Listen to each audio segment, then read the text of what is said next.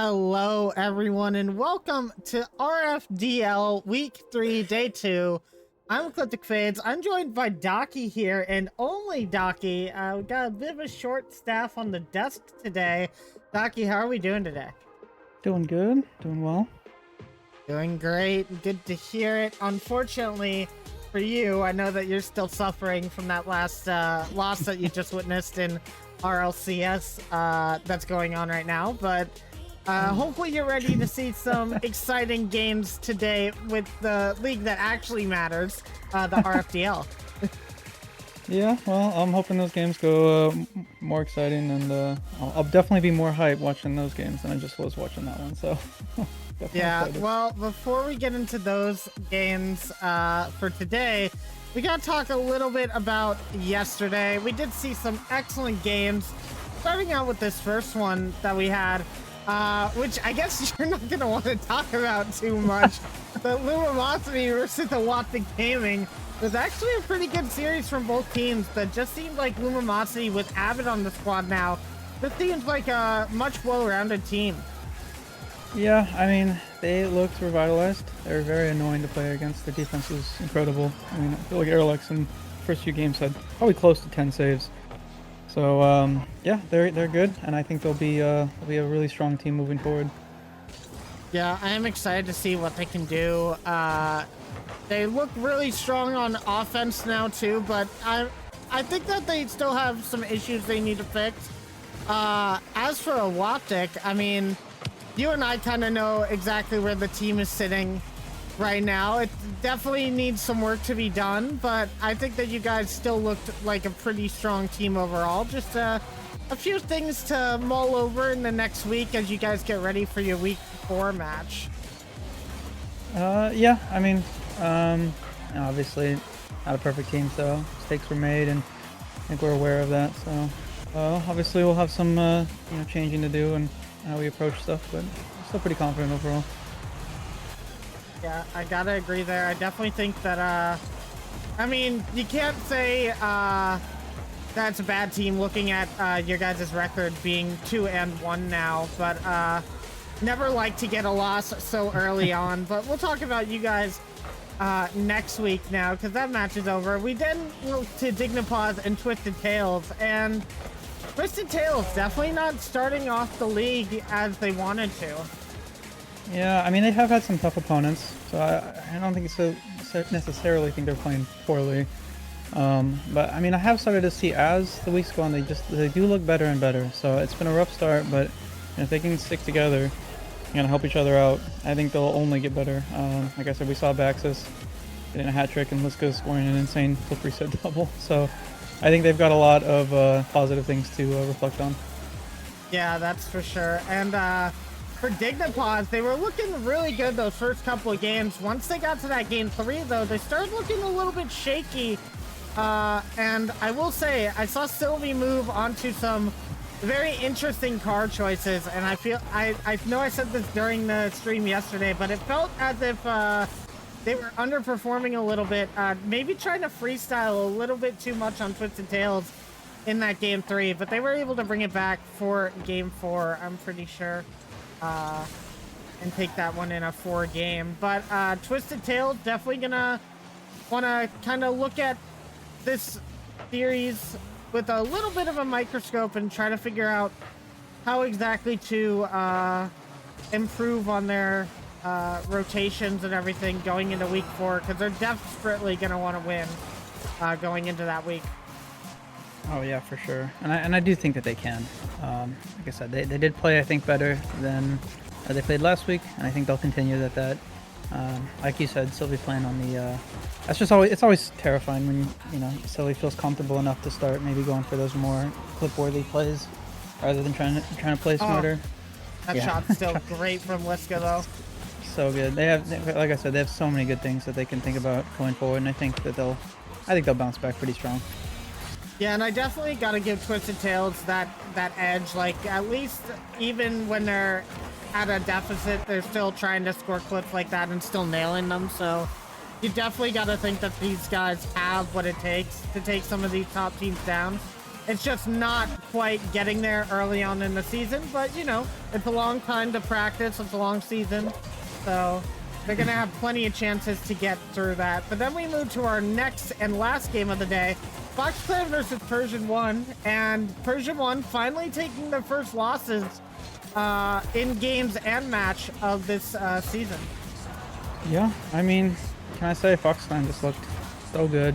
I mean, they were connecting on almost all of their passing plays in the midfield and on offense. So when they're playing like that, they're just really hard to go up against. They kind of started out a little bit slow in the series, but they pretty quickly took control of the series and I mean, that save is crazy. No, this Foxconn team every week has looked better and better since their week 1 loss. So they're going to be a strong team going forward, I think.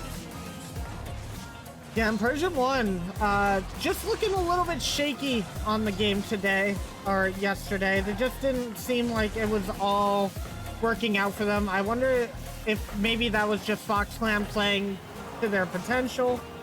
They seem to be shutting down a lot of the possession game that Persian 1 really liked to play, and it really seemed to be benefiting the team. That dunk from Taka, absolutely disgusting as well, but they were still scoring some pretty good goals. Drake in particular, getting a really good couple of goals in that game number 2, or game 3 actually, but just not able to get it forward after that game 1. Yeah, I mean, definitely faltering. I'm not sure if the pressure got to them. Kind of, we're not connecting on a lot of these opportunities that they had. But again, as you mentioned, I mean, they hadn't lost a game prior to this, so they should not be too upset with themselves. I think they played really well so far in the season. So I think just, take this loss. It was bound to happen eventually. Everyone's gonna. I don't think anyone's gonna be undefeated for very long. I mean, at the end of today, we'll only have one undefeated team left. So you take the losses and you learn from them. I think they'll bounce back. Yeah, I mean, very well played by all the teams yesterday, and hopefully we can see that level of play today going into our matches as well. And as you did say, Docky, at the end of today, we're only going to have one undefeated team. So you can tell that all of the teams right now are so close in all of their series. So very exciting to see who's going to be able to take this one today. And we've got quite a lineup for you guys going on today. Just to check that out, let's see what the schedule is for the rest of the day. So we've already done 3 of these matches. We will have 3 more for today. Today we're going to be starting off with Gentle Paws versus Protogen Rebellion. Moving on to Cloud9 versus BDS, and we'll be ending the day with X3 Tactics versus BBG, Black Bunny Gaming. That's going to be our featured matchup of the week. And as you said, X3 Tactics, Black Bunny Gaming, one of these 2 teams will end up being 3-0. The only team to be 3-0 on the season. So very important matchup coming up for them. And I mean, important matches coming up for all these guys. Gentle Paws just having a loss last week. Protogen Rebellion trying to get their first win on the board.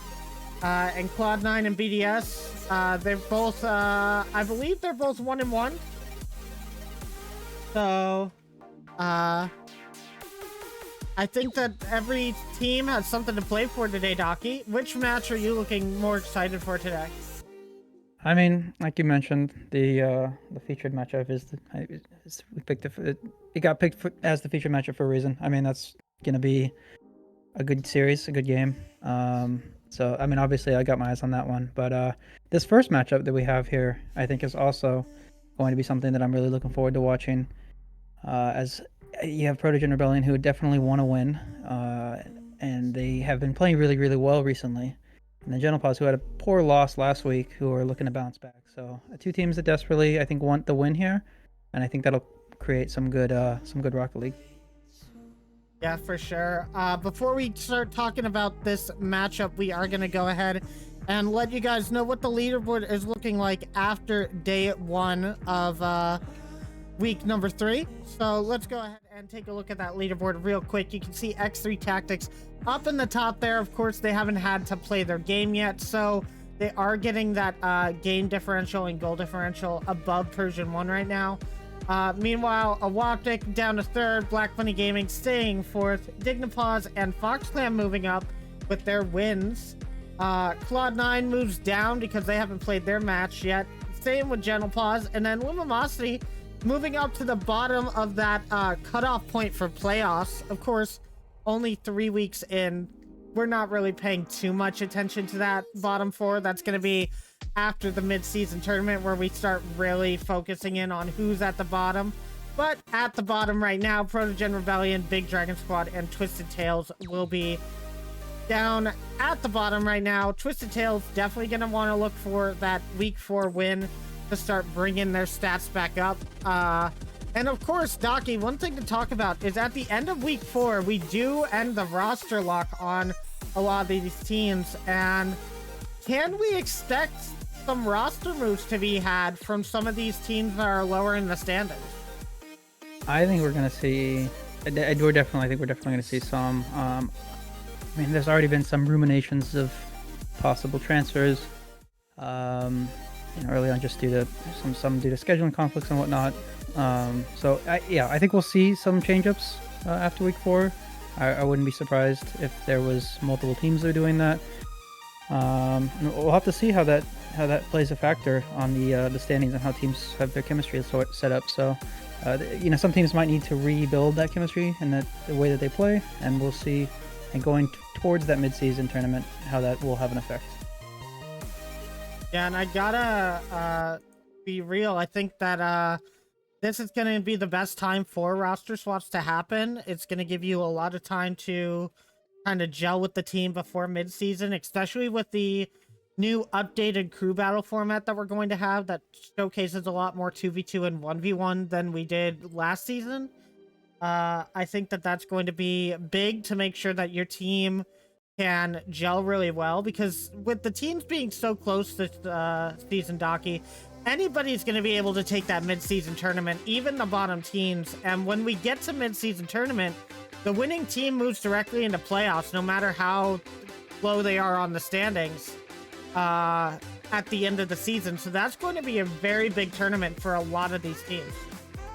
Yeah, it'll be a big deal. And it'll be incredibly competitive, especially with the club format, or the crew battle format. So, yeah, that will be. I think a lot of those teams that maybe by that point are a little bit lower on the leaderboard, I think they'll be desperately trying to get those wins. But like you said, anyone can win that tournament, and I think it'll play a huge factor going into the final playoff down the road. Yeah, I have to agree. But before we get anywhere towards the mid-season tournament, we got to get done with week number 3 and all the remaining weeks. So we're going to go ahead and start talking about this current matchup, which is going to be Gentle Paws versus Protogen Rebellion. And Gentle Paws having a loss last week. They weren't looking the best, but they're going to look to bounce back. Protogen Rebellion, however, looking for their first series win here in the league. And honestly, just coming from me, no offense to Fire and his team or anything, I think this is looking good for Protogen Rebellion. Yeah, they've been playing really, really well recently. I've had a chance to scrim them recently, and they are gelling. So I know that Fire's team has been playing quite a bit, and they're confident, and they've been coaching some of those mistakes out of their system. I think both teams here are going to come looking new and fresh, revitalized, and this is anyone's game here. So. Yeah, let's start talking about some of these teams here representing the blue side on this one. It is going to be Gentle Paws, one of our casters, playing yet again today. It's going to be Fire Streak with Strawberry and Melon, and you can see Shelby there as the coach. Kind of low stats from Melon on his first week of play, but I kind of think nerves had a little bit to do with that. Maybe he's gotten those out of the way during this week and will look a lot better coming into this one. Yeah, I've played quite a bit with Melon, and I know Melon has the capability to absolutely peak. We didn't get to see that much last week, but I'm very confident that Melon can do that going into this series. So, supporting, I think Strawberry and Fire will be important, being more of that facilitator on that team, and if they're able to do that, they will be absolutely terrifying. Yeah, I had to agree, but they have quite a bit of an opponent to face, honestly. Let's talk about them. It's going to be Protogen Rebellion, and this team is a little bit stacked at the top end here with Static and Turtles. Heavenly going to be rounding out that roster, and obviously Rystal is the manager. Not able to play for the team, really, but I'm sure they're happy with the team that they drafted this year. Yeah, they are. I mean, they're a fun squad. They definitely have a lot of fun playing. And Turtles is Goober, and obviously Static is just a good mental, fun person to be around, and same with Heavenly. So the three of them, you know, they've had a rough start, but obviously that didn't seem to affect them as they're still playing together a lot and having a lot of fun when they scrim. So if any team can bounce back, I think from a rough season start, this team can. I would say this team can do it the best, and this is obviously I think where they want to start looking for that first win, this first series win of the season so far. Yeah, I have to agree. What do you think that Protogen have to do to be able to take this series, and what are you looking for basically, I guess, both these teams? What are the key elements in this matchup? Well, I think for Protogen, I think the key to their success is going to be a little bit more aggression, and I think a little bit more consistent aggression. They're really good at controlling the ball, but unfortunately, they haven't been as consistent just shooting on net and causing the defense to get in awkward situations. I think that's been kind of the crux of their losses. So if they're able to ramp up the pressure, ramp up the aggression, and get some more on the ball pressure, I think that they'll be. I mean, they have the talent for it, and they definitely can do that. And I think that they're trying for that. So if they can keep that up, I think they definitely have a shot. In terms of for Gentle Paws, it's got to be the rotations. So you saw the rotations kind of falling apart last week, and it was kind of hurting them on defense. So if they can lock that in and kind of rotate around each other rather than leaving themselves in awkward positions, obviously they're good on defense. They just need to support each other. So if they're able to do that, I mean, this is going to be a very close matchup in my opinion. Well, just to let everybody know what the casters have predicted for this one, Docky, you predict Protogen in 4. Our other pal, Arilax, who's not with us today, has predicted Gentle Paws in 5. Fire Streak doesn't get to predict this one. I predicted Gentle Paws in 5.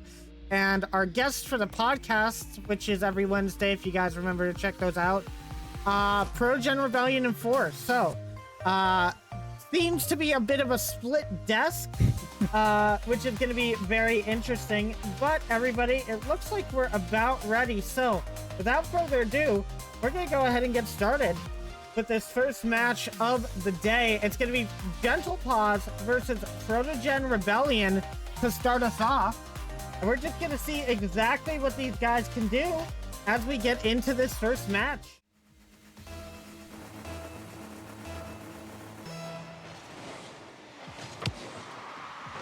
And now we start off.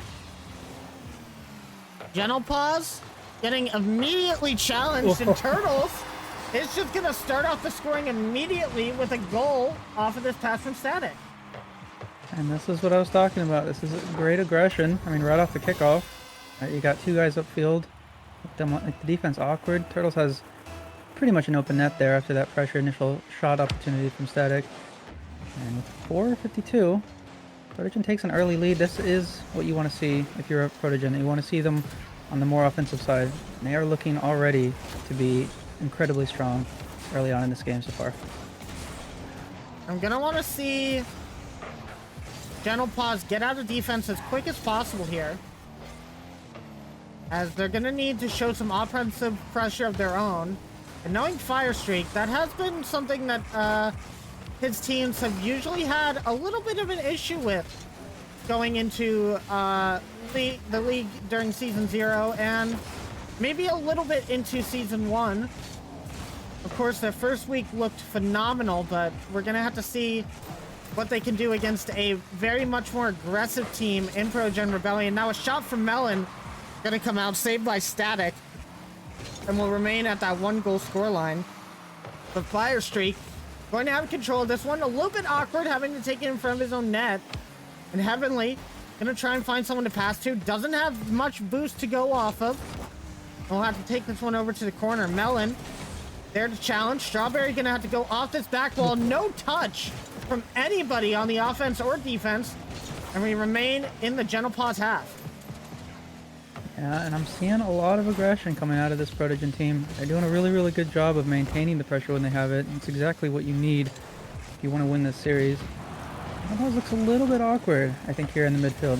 Not gaining possession, I think, where they kind of want to. They definitely seem like they want to move the ball forward, but unfortunately they're just unable to do it. And that's a huge miss and unfortunate. whiff by, I think, Fire that was, and that will leave an open net for Turtles. Turtles is going to score that every day. He gets the pump as well, and then unfortunately, just not able to control the ball there forward. I think Melon was moving up, hoping for maybe an outlet pass. And 3-12, it's not over yet. It's definitely not an insurmountable goal lead, but Protogen is happy to see a 2-goal lead, maybe go for a third. That one will be saved away by Fire. And General Paws will definitely need to get some of the ball moving forward in the midfield if they want to have a chance to score here. I'm starting to sense that they want to play a very controlled game, and I don't think that's going to work too well against Protogen Rebellion. Something you really have to think about when you're playing against these higher level teams as Turtles gets the third goal is something that just happened here. A really nice 50 from Static, putting Strawberry in an awkward position. And as I was trying to say, those 50s are going to be so important when you think about the matchup that's coming along. And when you have a GC3 and a GC2 playing against your team, you have to expect that their 50s are going to be on a level that you're not so very much used to. And so I don't think that this controlled game is going to work very well for Gentle Paws. I think they need to start booming the ball a little bit more, try to find some outlet passes to get out of their side of the field, try to link up a little bit more, as they seem to be playing a little bit too solo to put up with this Protogen Rebellion offense. Now it's past Melon, past Fire Streak, another shot on net, but it will be stopped by Strawberry. And a good 50 is going to leave this in the midfield, but Static going to be the first to this one. And Melon just playing a little bit slow, it seems, to start this game off. Will they be able to speed up here? As another shot going to be towards the net, and Melon can't get to it on time. Static taking Protogen Rebellion up by 4. Yeah, it's unfortunately, like you said, I think they do want to control this ball, kind of start working the ball forward, but unfortunately the touches are just not there for them right now. I'm not sure if they're just not entirely warmed up yet. We've seen a few whiffs on the side of Gentle Paws that I think is just hurting them on their rotations, and they're not playing terrible. They definitely have the opportunities when they're there. Unfortunately, they're just not quite hitting the ball where they want to hit it, and that's causing their second and third men to be a little bit more awkward. You saw Millen there, just not quite able to get to that ball in time. One follow up there on that 50 on the goal line will allow Turtles to move the ball forward with full boost. This is not what you want to see if you're Gentle Paws. You definitely need to get the ball away from those higher ranked players that are trying to score on your net. The 4-goal lead here with a minute 30 at this point might be a little bit insurmountable. If they can get one, at least get one or two, maybe they can get some momentum, get some confidence in their shooting. No. That was just right off the crossbar, but Fire does have a follow through. And again, that is exactly what you want to see for Gentle Paws. Even though you're down 4, you want the goal, you want the momentum.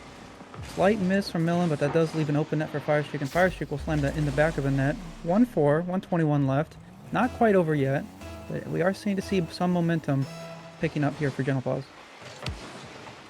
That momentum is going to be exactly what they need, and I think they need it a little bit earlier in this game to be able to do anything with it. Now Melon going to have to save this one on the back wall. We'll be able to do so, but just see exactly how fast Protogen Rebellion is challenging all of this possession by Gentle Paws. Gentle Paws is just a little bit too late up to it, and it's just causing them a lot of problems on the back line. Now Melon trying to fake out one, not going to be able to do it, and Fire just trying to take too much time on that one, allows for a good 50 to come out from Protogen. And that's just what I'm saying. That's something that I think that he's going to need to change going into these next couple of games if they're going to want to take a more aggressive stance. Now Melon over to the sidewall. 30 seconds left for Gentle Paws. That's 3 goals needed. Less than 10 seconds a goal. I think we can say with certainty that this game is going to be Protogen's. And they definitely had the aggression this entire series. Every time they had the ball, it felt like it was always a shooting opportunity for them, and exactly what we were talking about earlier and before the match started, that this team absolutely needed to do, and they've definitely done a good job of doing that, making sure that they're making the defense of Gentle Paws really awkward, having to rush back. Gentle Paws definitely wants to take this in a more controlled game. It seems like they definitely want to play more game sense, but they're definitely going to need to be a little bit quicker in the midfield. So they're definitely getting beat to these 50s. And sometimes these slow plays just aren't really working out, especially when you got someone like Static or Turtles on the other side who's just going to rush you if he sees that weakness. So they had some momentum. I think they're at the end of that one, able to at least put one away. So it's definitely not over yet. We'll have to see them play a little bit more, maybe ramp up the pace a little bit, try to control the pace, the game speed. and don't let that one get away from them if they want to have a chance in the series. Yeah, and it looks like that everybody's requesting a bit of a server reset, so we will be into this next game here momentarily. But, Docky, we're just seeing a lot of aggression from Protogen Rebellion. What do we need to see from Paws coming into Game 2 to adapt? Yeah, I think they just need to maybe ramp it up a little bit in terms of pace. It seems like they're trying to just make sure that they're collecting and to make sure their touches are good, but unfortunately, it's a little bit too awkward. A lot of these whiffs, I think, are caused by the awkwardness that they're having. It's not the greatest touches, not setting each other up, I should say, and it's just making it so uncomfortable in their defensive third. They're trying to get the ball forward, they just can't get the good touches that they need. They might need to just pick up the pace a little bit, try to control game speed, as I had said before, and I think that if they can do that, and they have done that before, I think they'll have a really good shot to take the game here. Yeah, I have to agree there. Well, we're going to be getting into this next one momentarily, and we'll have to see exactly what Paws can do for this game. They're definitely going to have a bit of a chip on their shoulder after this first one, so we'll have to see what they can bring out. But if you're Protogen Rebellion, just keep doing what you've been doing. It's been working just fine. Yeah, I mean, Protogen's just been playing really consistent, and their aggression's good. They're getting great first touches, and they're passing to each other. So keep that up, and they're gonna be terrifying. I don't see them changing at all, though. Then they don't need to. Waiting for everybody to get in. Looks like everybody is here. Thought I might have to restart the lobby, but we are back with game number 2. And Protogen Rebellion up by 1. Definitely going to like this start. Fire trying to get the touch off the back wall, not able to do it. Strawberry gonna have this off to the side, but we're seeing immediate pressure from Protogen Rebellion to start this one. Now maybe a counterattack opportunity, gonna be shut down by Static really quick there, and no one on the Paws side able to get to this one. Melon now with an opportunity. The 50 goes off the ceiling. Is anyone there for the shot? Fire tries but gets 50 away. We're gonna see a little bit more aggression from Paws to start off the first 30 seconds of this match. But looking like Protogen Rebellion is able to swipe all of these attacks away pretty easily. And I'm noticing, yeah, definitely more aggression, but also that hesitation is still kind of there. Not sure, they might just not be confident in their ability to get those touches that they want, so they're waiting for the ball to bounce more ideal for them, or a more ideal position for them, and it's just not quite getting there for them. And I think that's stalling out some of these plays here, as they can't quite get to the ball quick enough, and then of course the 50 doesn't go their favor, but that might, and that's unfortunate for Static. Can't get the ball out of the net. Fire will have a follow-up. They take the lead, and that's exactly what you want to see. This is good beat on 2. Static has to rush to that, just not get there in time. Doesn't get the touch he wants, and Fire will take advantage of that. 349. Paws up 1, and that's a good sign if you're rooting for Paws here. Now Melon might get a second one real quick, and that is going to be a kickoff goal going to Melon. And wow. That's just a faster kickoff, and I've said this before, but when you get the high-level player up against the lowest rank of your squad, it does kind of unfortunately happen that the speed kickoff can just be a little bit too fast, and we might see another kickoff happen right there. That time Turtles was in the back line ready to take that away, but Strawberry with the follow-up. Paws up by 3. And maybe some kickoff shenanigans happening here, as they almost had another kickoff goal. I think that put Protogen a little bit in panic mode, trying to rush back onto defense, and you take those shots and those opportunities, you'll have those opportunities to score, and they definitely did. It's 3-0. This is an absolute turnaround. We'll hope that they're able to keep this up. Protogen will definitely try to fight their way back into this game. Paws is looking a lot better on the offensive front here. We'll have to hope that that stays true on defense as well, as this is an awkward bounce. No one on Paws has a boost. Finally able to get some.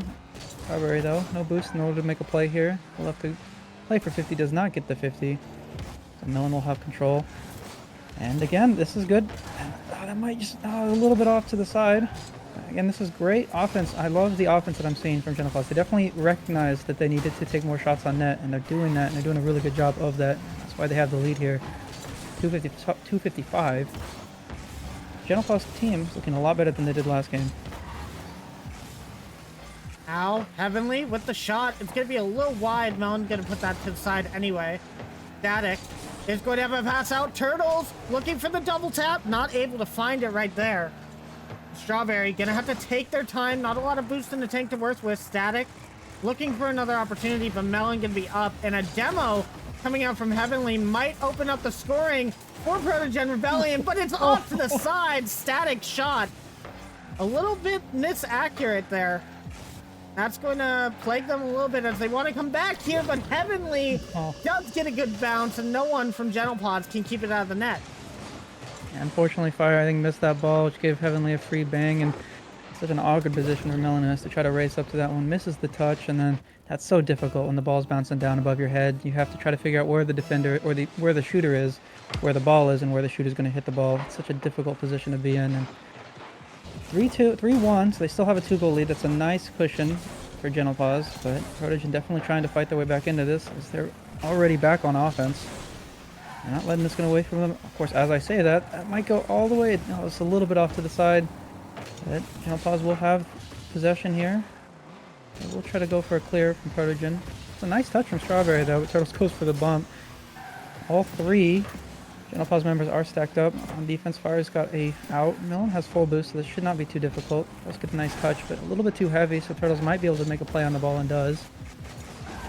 Gentle Paws is locking down here, not letting the ball get too dangerous, making sure that they are able to move the ball, waste time, as they want to do with this 2-goal cushion. They don't really need to score a goal.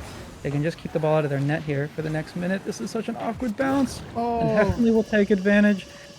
And that's not what you want to see if you're Gentle Paws here. You definitely want to try to get this ball out of your defensive third, but it's such a good touch from Static. Such an awkward bounce up, and Heavenly will get there first. So 3-2, so Gentle Paws still has the lead here. But Protogen does look like they are ramping up the offense. It just seems like once they get past Melon, Strawberry and Fire kind of just pause on that back line a little bit. Have a little bit of hesitation that they need to get away from real quick. Unfortunately, it's going to happen once again. Turtles tying this up, 1:10 remaining. And it's just a collapse on the defense. Fire just way too close on the near post. Static gets it over that post and into the far, and Turtles just in the right spot to tap it in. That's rough. You definitely don't want to be sitting there. Such an awkward position to be in when the ball bounces over your head. You try to get up to it, but it's just right past you, and then you've got no one behind you to cover for you. And it's still that's tied. nice. That's a really good shot from Melon. They take the lead directly back. They immediately get it back again. This is a great pass from Fire. Melon just bangs that one. No one's back from Protogen. 4-3, 57 seconds left, but Protogen does have a lot of momentum on the offense right now, so I definitely do not think that they will let this lead get to them.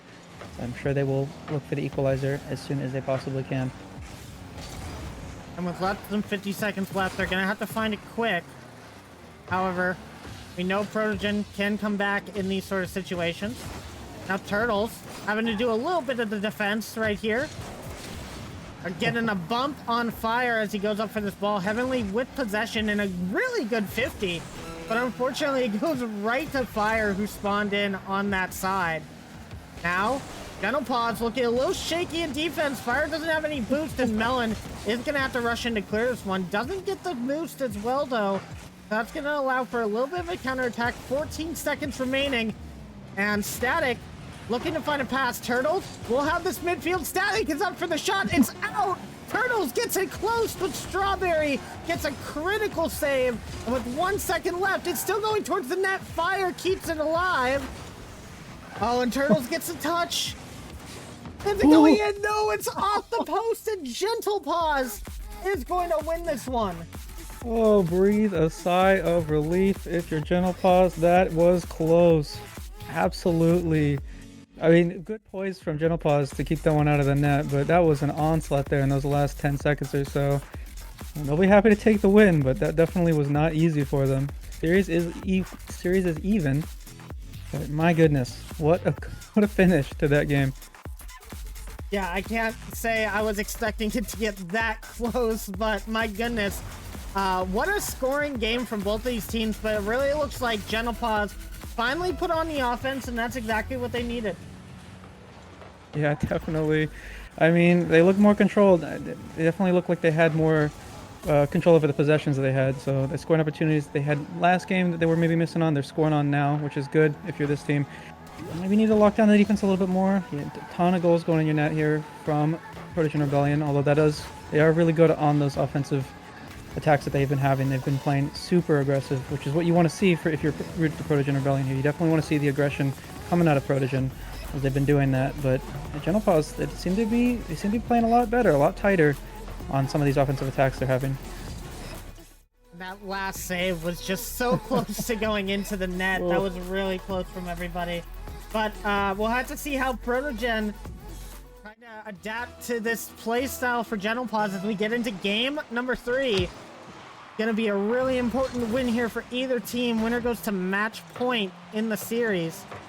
Will we see Gentle Paws or Protogen Rebellion get there as we start off on the Protogen Rebellion side? And Melon getting it past one. Static is on the back wall with full boost, so that shouldn't be any problem for him. And Strawberry playing a little too far up midfield. Not the best touch going into their corner, but there is going to be a demo, and that should relieve some of the pressure as it goes downfield.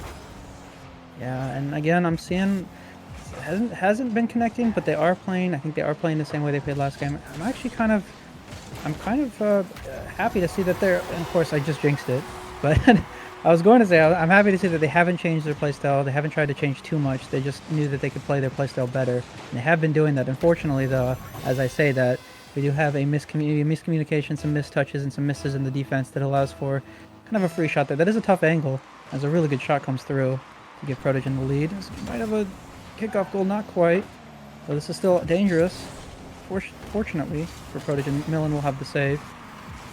If they can keep up with their more controlled possession, I do think that they still can come back in this game rather quickly. Oh, what a save from Protogen is just non-stop. They are taking shot after shot here. Protogen definitely looks to ramp up the aggression here. They I think they really want to go on match point here in this series. The defense from Gentle Paws staying pretty stellar, though. Letting only that one goal in. There's definitely opportunities. It's Melon tries to take it underneath one. Can't quite get the flip reset. We will remain at that 1-goal score line. 3:37 left on the clock. Heavenly can't take the touch. Static a little bit late to that one, but no one on the Gentle Paws roster was able to move up fast enough to get that shot going. And now Heavenly given so much space for this clear. I think that they're going to have to push a little bit more on that offensive side if you're Gentle Paws, if you want to start making these guys look a little more awkward. Now Melon, not even going to need to touch the ball. It looks like Heavenly just couldn't quite get the right angle on this save, and Strawberry gets a nice little tap in to tie up the game. That's, I mean, top left. That's a good shot. Not very fast. It's definitely savable, but I think you had the presence of Melon there. Maybe thinking that Melon was going to slam that one. So Heavenly had to play that a little bit slow to cover it, and unfortunately it just goes directly into the net. Well, fortunately for Gentle Paws, that will equalize it though. And yeah, the defense from Gentle Paws looks really, really good. I'm not sure if they're playing a little bit nervous. They're definitely leaving, I think, the offensive third a little bit open. They're allowing for some of these long clears to come through as they kind of wait for the ball to go midfield. And I don't know if that's the best strategy going forward in this series, but of course it is equal, so it is working for them currently. But they're definitely going to allow a lot of shots coming their way if they continue to do that going forward. Now Melon having to get this save. Turtles had the shot on net. Fire with control now. Getting one touch, but Static going to be in the back line. He's going to clear that one over to the side. Strawberry looking for the infield pass. Melon and Fire both turn on this, so what Melon going to have to scramble back a little. Gets that mid boost and is able to rotate in onto the ball. Heavenly in an awkward position. Does get the pinch out towards midfield, and that's going to work well for Protogen Rebellion. Now Strawberry over to Melon, but Melon not in the right spot, looking for boost a bit in the back line. And that could have been a goal opportunity for Gentle Paws there. And they're going to have to start taking more advantage of these opportunities as they come. They're staying a little bit too far back when there are passes coming out to the attacking third. Now Melon going to go for one. Strawberry looks for the bump, not able to find it. 1:45 left, and we're still tied. And I mean, I am seeing General Paws ramp it up a little bit. They're starting to win some of these 50s. Some of these challenges are going in their favor. I feel like Static has been on defense for the past 2 minutes or so. Not really much of a threat here from Protogen on offense. I'm not sure if they're just trying to collect boost, trying to stabilize, and every time they do, General Paws just ends up putting the ball back into dangerous territory. They're not quite able to collect themselves. Of course, Turtles will have a beat pass. Static going for a bump and gets the shot. All right, Static, that's a fantastic play. I think God goes for the bump here, finds the ball coming directly at him, goes for the little backflip, and that's a fantastic play. Way to be there. Kind of good pressure, and I think Turtles kind of saw the bump play going in there. Of course, Static will put that in every time. And a minute, just over a minute left. Protogen does have the lead here, and they are looking to maybe extend that lead to a 2-goal lead. But of course, General Paws will look to equalize here. Now Static with another shot. It's going to be off the post and fire streak. I'm starting to see a little bit of hesitation and some nervousness from him as another goal goes in for Protogen Rebellion. Might be the nail in the coffin for this one. As a 2-goal lead, 54 seconds left, and with this game being as low scoring as it has been, you gotta think that Protogen Rebellion gonna go to match point. But as I was saying, I'm seeing a little bit of hesitation and just a little bit of mispositioning from Fire, leading to some of these goals. Definitely gonna have to work a little bit on that in this game number 4 if they want to take it to a game 5 going forward. Of course, they're not out of it just yet. 40 seconds left, and Strawberry on the ball, beating Heavenly, trying to put this down to Melon. Does find it, but Melon was in a very awkward spot on that ball. Gonna have to get out of there as he gets demoed. Now Heavenly over to the corner. Static with the 50, and Heavenly gonna be up for this one already. Heavenly been doing such a good job in this series of being that third man to always put away the ball when it's in those potential scoring positions. Will he be able to keep this up for possibly 2 more games on the series? I'm not sure just yet. We'll have to wait and see. But Protogen Rebellion going to be taking game number 3, and they'll be on match point. Yeah, and General Paws have to be kicking themselves there. They had so many opportunities, so much pressure on offense. They just were not able to convert.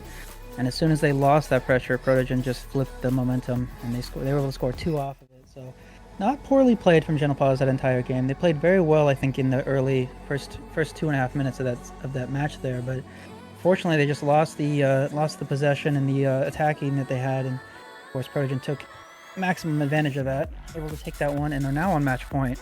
So again, if you're General Paws, you played well, and you've been playing well these past 2 games, so just keep doing that. Just be more consistent, and they definitely can, and I know that they can. I can see this going to a game 5. Obviously, General Paws hoping this goes to a game 5. Of course, and there's obviously a ton of potential there. We just need General Paws to be a little bit more accurate, a little bit more forward aggressive on some of these plays, and we could definitely get there. But we're gonna have to see what they can do in this next game, as we will head over to Forbidden Temple for this one. And you gotta kind of wonder how General Paws is going to be feeling here going into match point. Definitely going to be a tough one for them. They're going to have to do their best to get in this game. And we'll just see how they do as we get into our 4th game here. General Paws now facing match point, needing to win the next 2 in a row to take this one. We'll see if they can do it right now. Static getting dunked to start off, and some aggression from Strawberry. Gonna allow General Paws the first move forward, but Melon has to stay back here. Cleared over to the sidewall. And Daki going into this game 4. How crucial is it that General Paws scores this first goal? I feel like they absolutely need to. They definitely don't do well when they're playing from behind, although they get a lot of offense when they have it. They definitely do a really good job of keeping the ball in dangerous territory and making sure that they keep the offensive pressure ramping up. They just have to convert. If they want to win this game and they want to have a chance in the series, they're going to need to be converting on some of these opportunities that they're having. Unfortunately, it's not able to early on in this game, but it's definitely still doing a good job of keeping the ball, keeping possession. If they can convert here first, I think that's a good sign for them. I think that'll help them, I think, mentally. They definitely feel, at least I'm willing to bet they feel like they should have won that last game. They had so many opportunities to take the lead there. Just unfortunately didn't go their way, so they won't have a chance here. They're definitely going to want to score on these offensive opportunities they're having. They're already doing a good job of keeping the ball dangerous. They've had offensive possession most of this game already. Gotta get those goals in though if you want to win this game, obviously. And if they're if they want to have a chance to win, definitely having scoring first, I think is almost a necessity for them. They still are on the Gentle Paws side, although I might have cursed as Turtles now looks for an opportunity. Can't quite get to the pinch on time. And Strawberry gonna pass this out to Fire Streak for the move forward. Now Melon with the 50. Gonna go far to the side of the Protogen Rebellion corridor. Now Turtles up, looking for a pass out, not able to find it, but Heavenly will be there. Static can't move forward on that ball though. We're gonna get a passing play, but Fire Streak demoed while waiting for the ball. Unfortunately, when you do have to play that hesitating, slow game, waiting for the ball to come to you, that does happen quite a lot of the time. And a miss from Melon is going to leave Turtles with an open net. And Protogen Rebellion score first. Yeah, it's rough. This kind of comes off of the back of a not so great 50. I think trying to play for the flick and just gets the ball launched off the top of Melon's car, forces him to go back to the backboard. And of course, when you're trying to rush back and get that read and get that ball clear, it's so awkward. Fortunately, misses it, and that ball goes down. You get Strawberry and Fire and net, kind of waiting to see where the shot's going to go, and it's not quite where they wanted it to be. Again, they've had a lot of offensive pressure, so if they can keep that ramp back up again and just convert, I think that they will have a chance to equalize this game, but they definitely don't want to be fighting from behind here on elimination point. Now Fire over to Strawberry. Strawberry almost gets a good touch, but fortunately, Turtles will be there to cut it off. Now Strawberry and Melon kind of getting in the same spot here. It's going to be awkward for the Gentle Paws defense, but Melon does get a flip reset, kind of stalls Turtles on that back line from challenging. Now Static trying to bump out Fire Streak. Heavenly going to be right where that ball lands and is able to clear it. Strawberry gets it underneath Melon. Unfortunate from Gentle Paws as a collapse on the defense allows for a 2-goal lead for Protogen Rebellion. Yeah, maybe a miscommunication. I don't know if Strawberry wanted to touch that. I think maybe trying to jump up to block some sort of, maybe get a 50 or block some kind of pass, but there just was nothing there. And then on the way down, just hitting the ball. Melon maybe looking for a bang, a long clear, and unfortunately gets kind of beat by their own teammate there. That's almost in. There's some team bumps here. Maybe communication kind of falling apart here. The teams are having some trouble and kind of stepping over each other here. Of course, that's going to hurt their chances to move the ball forward if they're not able to get past each other. And if they want to have a chance in this match, they're going to have to score now. I think they need to score on this possession here if they want to have a chance here. Unfortunately, it's just a little bit too wide, though they do still have possession. I think a bump here might cause an into. Strawberry takes a shot. It will be saved. Unfortunately, just not able to convert here. Again, they will need to score on this possession. They need to score on this offensive opportunity that they have here. They cannot let this one get away from them if they want to have a chance in this game. Melon was so close to getting that one, but unfortunately going to be off the back wall and out. Now Fire Streak getting past one, past Turtles, so now Melon has possession of the ball. But just about a minute left, has to pass it up. Fire gets a good touch. Turtles is a little bit too far, and Strawberry, it's playing the 50. It's not going to go their way. Less than a minute left now for Gentle Paws to get 2. And now it's going to be 3rd goal for Protogen Rebellion. I think the series might be over. Yeah, unfortunate. Fire went for the boost there, which caused them to take a wider angle on the ball. They're not going to get there in time, and that ball's just going to pinch all the way back to their net. And Strawberry just not in the position for that ball to pinch out there. And 3 goals in 50 seconds. I mean, it's not entirely impossible, but with unfortunately how they have not been able to convert when they have the offensive opportunities, and they have had them. And that's just an unfortunate balance in the demo, and Turtles will score that every single time. And the match has just unfortunately gotten away from Gentle Paws as Protogen has just taken advantage of every scoring opportunity that they've had. Gentle Paws was looking pretty good there for a little bit, especially during that game too, but it seems like Protogen really just adapted to the play style, picked it up a little bit more on the offensive end, and they're just a really good team when it comes to those challenges and those shot opportunities. And there just seemed to be a bit too much for the Gentle Paws defense. Unfortunately, just not able to convert when they had the opportunities to. It's got, you know, they definitely got to be kicking themselves because I feel like they know that they had those opportunities when they had them, just not quite getting the touches they wanted, not being in position where they needed to be, and course, they're losing a lot of these midfield losing a lot of these midfield battles that they're in. Of course, late game, obviously this one's going to come to a close here, but they definitely played well in those first middle games, but unfortunately the first and the last game just got, I think, away from them, and Protogen will take this one in 4. It was a good game from both teams, but Protogen Rebellion just showing that they're really stepping up, and they're going to take their first win on the season in 4 games. And Daki, I think that you and Hammer both got that prediction correct. So, congratulations to you guys. But, yeah, Protogen Rebellion definitely looking like a strong team right now. I think they did exactly what they probably knew they needed to do, and what I was kind of alluding to earlier, and just keeping that aggression up, making the defense awkward. They did such a good job of that.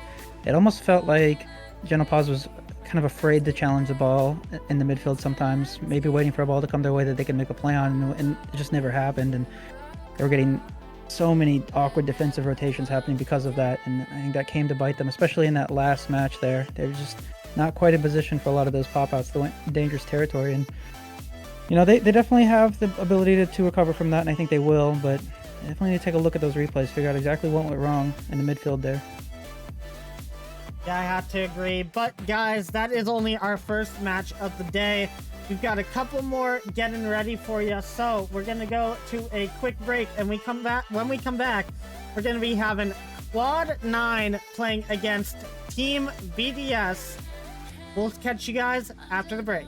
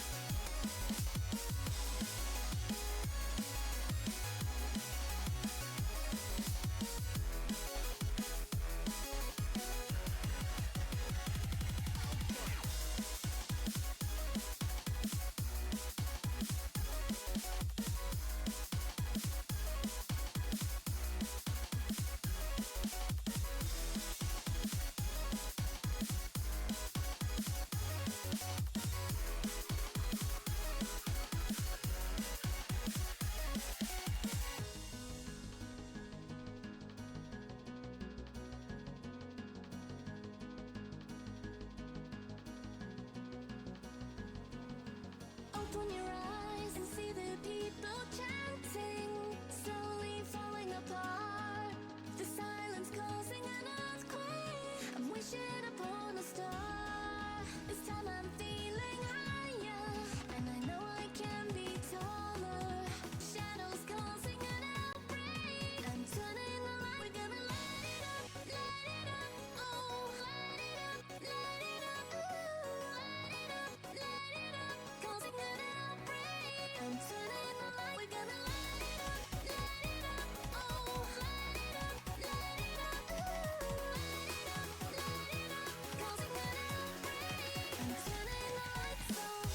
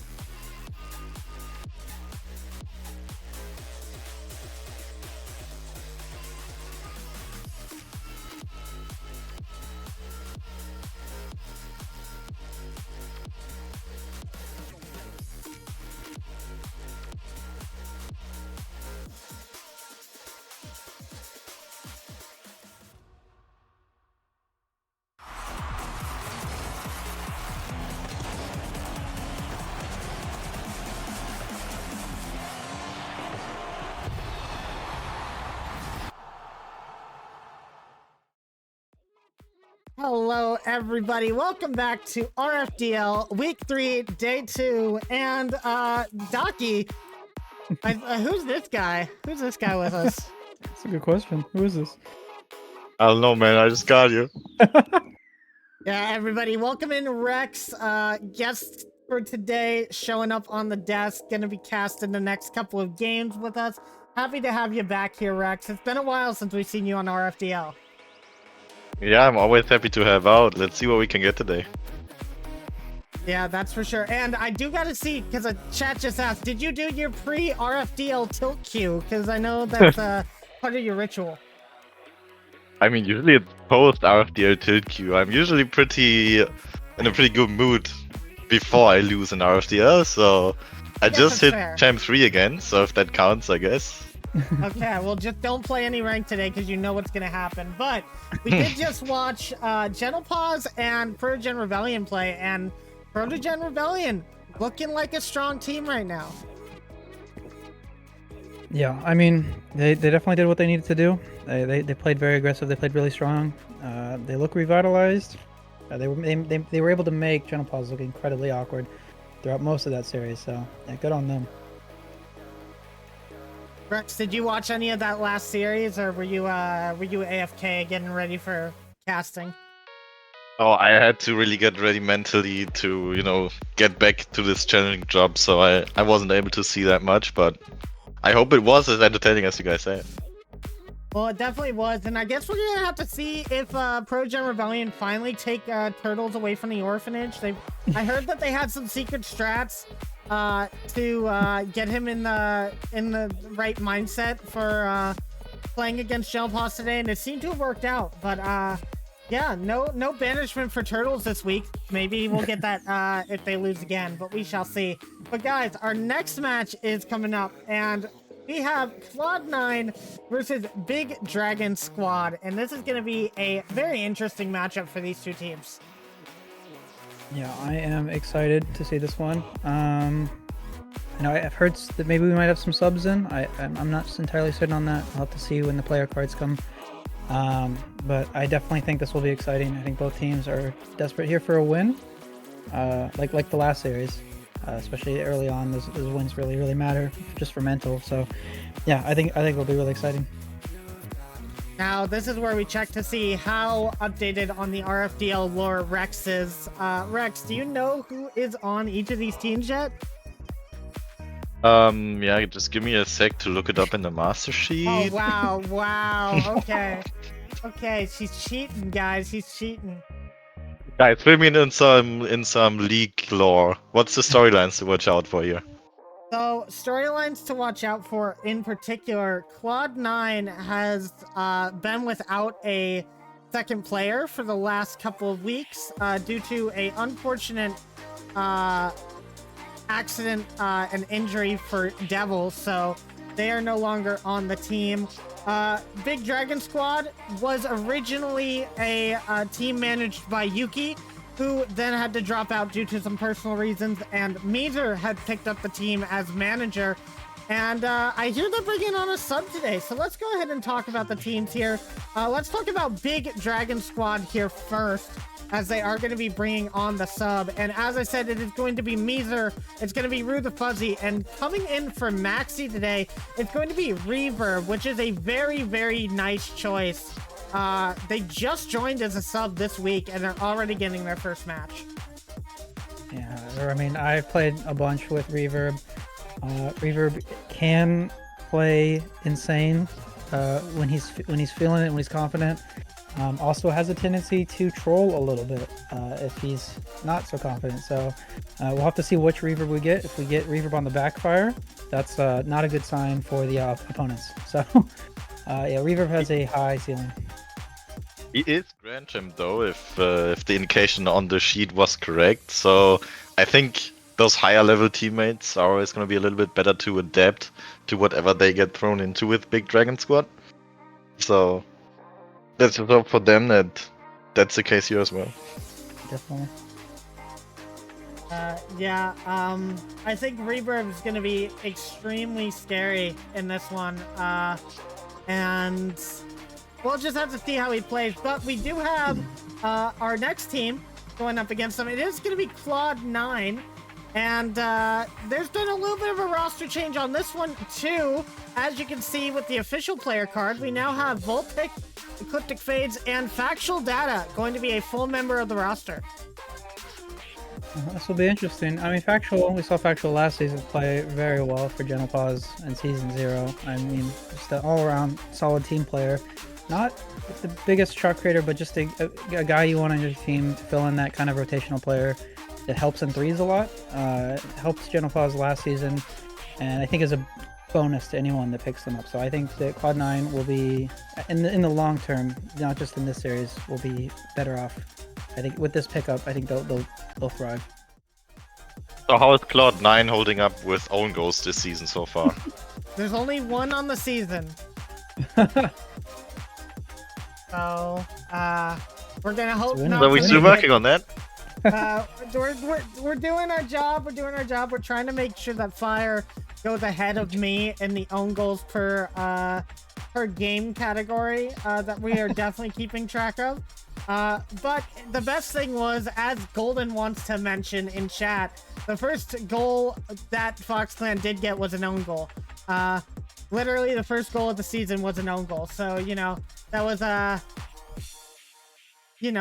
was fun to have against Persian 1. But the whole new squad now, they're definitely gonna have to see how they play. I will say, with them having a new team, do you think that their rotations are going to be a little bit different than when Devil was playing with the roster? I mean, I would have to assume so, just inherently, right? I mean, when you have like the Champ 3 GC1s, they usually do have at that point in the ranks, they usually have a specific playstyle that they play, and it's kind of hard for them to adjust out of that. And as Rex had said prior, when you get up to like GC3 and SSL, you can kind of adapt to whatever you're thrown into, but when you're kind of in that like lower high GC1, Champ 3, you kind of have a specific thing that you usually are good at, and so when you put into a new thing, you have to adjust, and teams have to adjust. So there is a little bit of a grace period where you have to figure that stuff out. But I mean, I would say that Devil and Factual actually play kind of similar. Devil's definitely more aggressive, but they both are really good at kind of cleaning up awkward situations, being there where you want them to be, being there for the outlet pass, and kind of rotating really, really well on defense. So it shouldn't be too much of a change up, but there definitely will be that kind of early stages of awkwardness. Yeah, that is correct. Rex, what are you thinking going into this match? You obviously probably haven't seen a lot of RFDL gameplay this season. What are you expecting from both teams? Well, I've seen a few parts of some games, and I obviously know a few of the players from last season and just communicated games in general, so definitely interested to see how they will fare in this new RFDL season. And especially regarding Cloud9, now with the new player edition, gonna be interesting to see how fast they can adapt. But knowing that you are the manager, you probably scrimmed a lot, so guess that will be alright. Well, we will just have to see how that goes. But for now, guys, let's get our predictions in. Obviously, me and Daki did a prediction during the podcast. I couldn't predict, but Daki, you predicted Cloud9 in 5. Aerolex predicted Big Dragon Squad in 5. Firestreak did Cloud9 in 5. And Hammer, Big Dragon Squad in a sweep. Rex, what are you thinking? Who do you got for this match? So, looking at the Master Sheet, which is the only thing I can really go off of right now, as Big Dragon Squad have more demos, I'm gonna have to go with them. So, let's say Big Dragon Squad in 5. All right. Well, those are the predictions, guys. I definitely think that it's gonna be a good match, but we're gonna get straight on into it. So without further ado, guys, our second match of the day, it's gonna be Cloud9 versus BDS. We're gonna see which team can take the victory here and go up in the standings. Rex and Daki, have fun in this one. All right, first time casting with you, Daki. I'm hyped to see how it goes. Who are you watching out for in those first seconds? Yeah, I'm definitely happy to have this cast here with you. Happy to see you back in RFDL. And for me, I mean, we got a few new players on these teams. Reverb on BDS's side, and you have Factual on Cloud9. Not quite a sub, now a full member, but a new full member.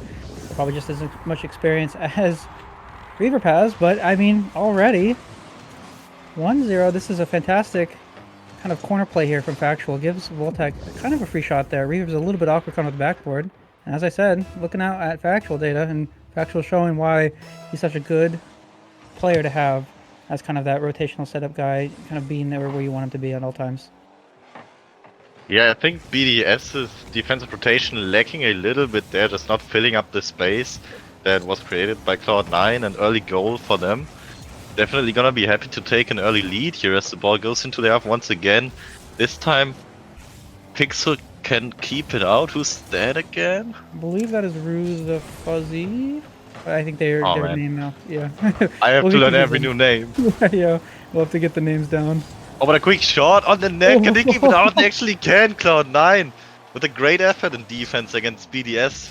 Unable to equalize the game here as the first 60 seconds are now gone. But another quick shot from Reaver right as we pass the 4-minute mark. And it's going to be an equal game here. Yeah, and it looks like we do have Reaver on the backfire confirmed, so that is terrifying for Cloud9. That is not what you want to see. That means Reaver is feeling confident in his ability to make shots, and obviously getting a good shot there off of an awkward bounce out that just goes quite a little bit past the defense for Cloud9. BDS will take advantage. They do have an equalizer here. A lot of time. Cloud9 has been playing very well, though. They've done a good job of kind of controlling this midfield. We'll see if they're able to push through. This BDS does look to be very strong, though, on the midfield game that they've been having so far. Yeah, and a bit of an awkward touch there for BDS, but they are able to keep it out and transition to a counter-attack. Factual able to keep the ball away, but they are running low on boost here. If BDS can keep this pressure up, it might lead to something, and it does. Misa shooting top right here. Great continued pressure from Big Dragon Squad off that Cloud9 mistake at the beginning. Yeah, what a slot. I mean, it's just so awkward there when you're low boost, kind of trying to see where the ball is going to go. And of course, there's just completely slams that top right. There's not really much you can do there. You're kind of hoping to get that, maybe that midfield play back that caused the situation to be so awkward in the first place. But BDS here, their shooting is looking fantastic here. Coming off of the block here, looking a lot stronger than they did last week. Reaver here, maybe causing them to have some new revitalization on their shooting. They've been looking fantastic. This is an awkward touch. Factual will be able to clean this up, but this is still dangerous. The pressure here from BDS, though, is looking incredibly strong. Yeah, very slow offensive play there from Misa on the BDS side. I think it's very smart, letting his teammates grab some boost as they continue the pressure.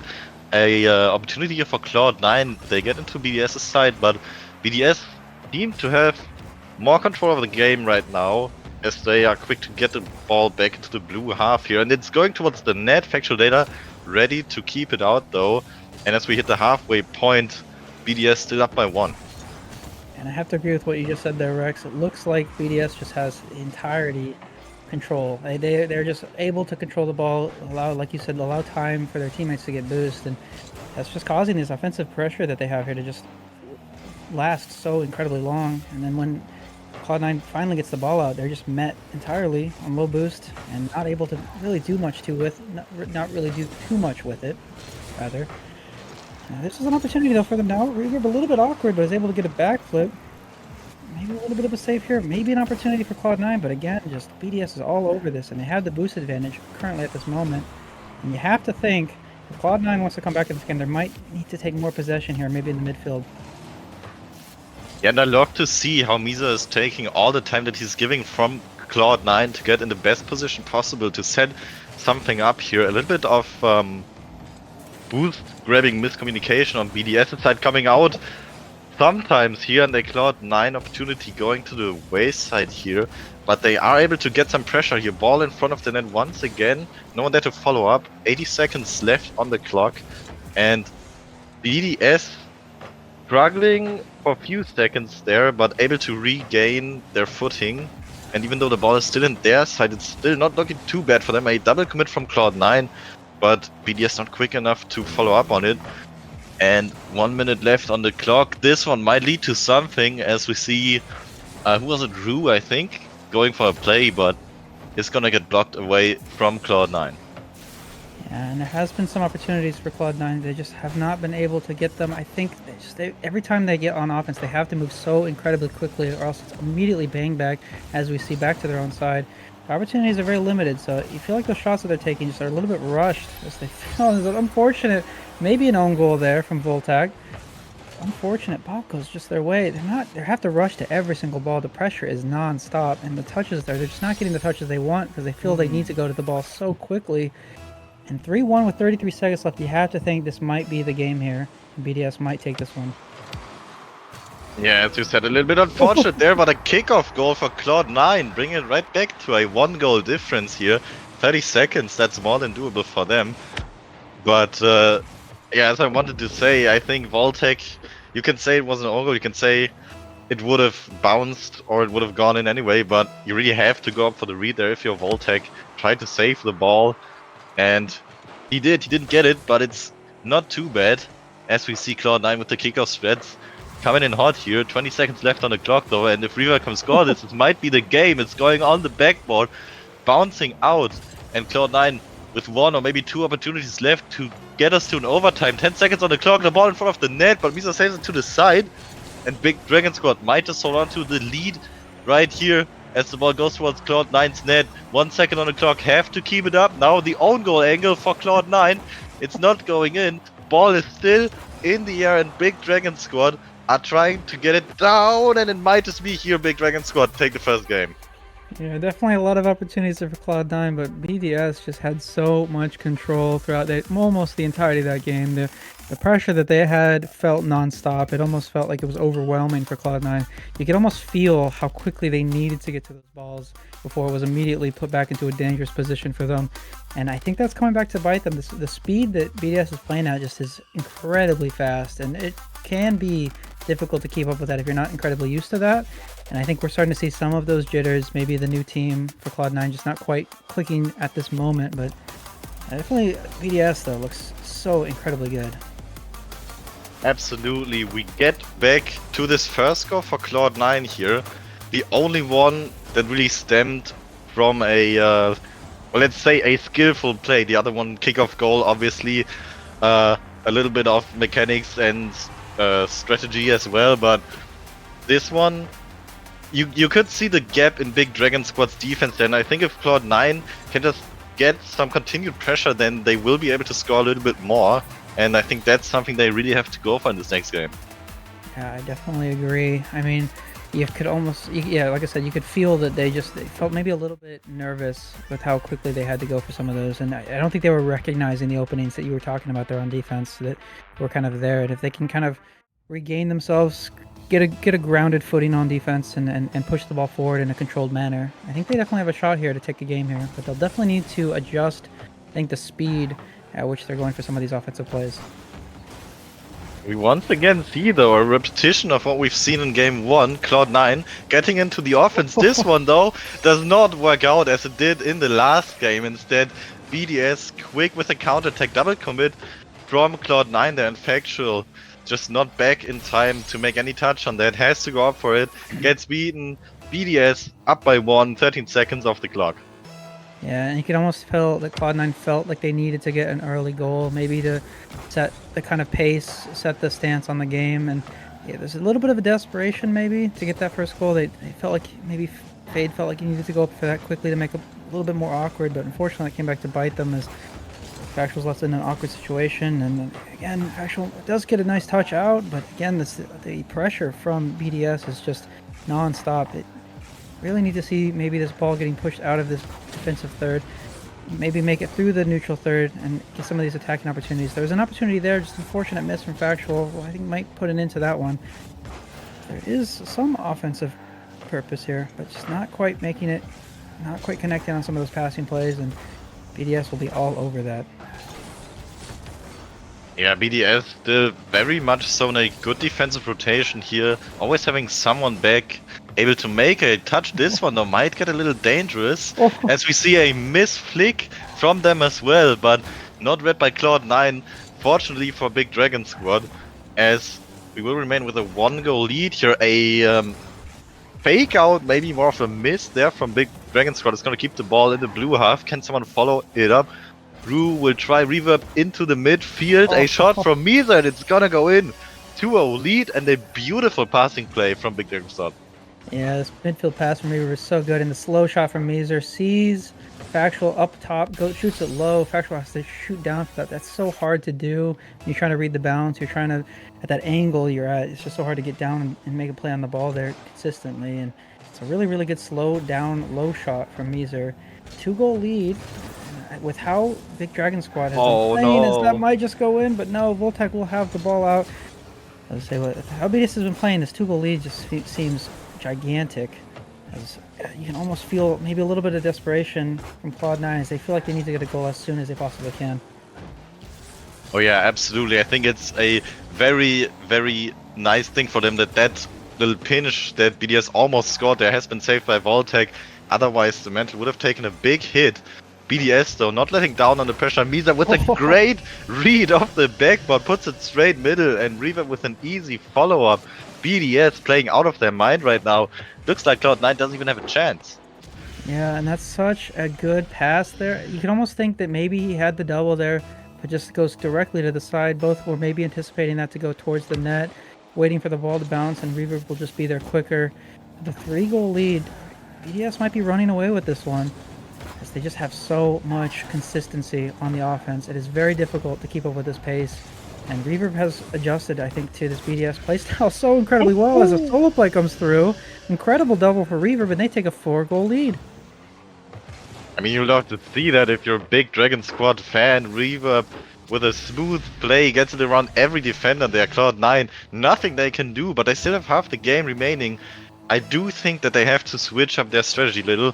We haven't really seen too much physical play here, and as you might know, I'm a big proponent of that, so I think if Cloud9 could go for that, disrupt the BDS rotation that they have gotten so comfortable with here, they still have a chance, but that's easier said than done sometimes.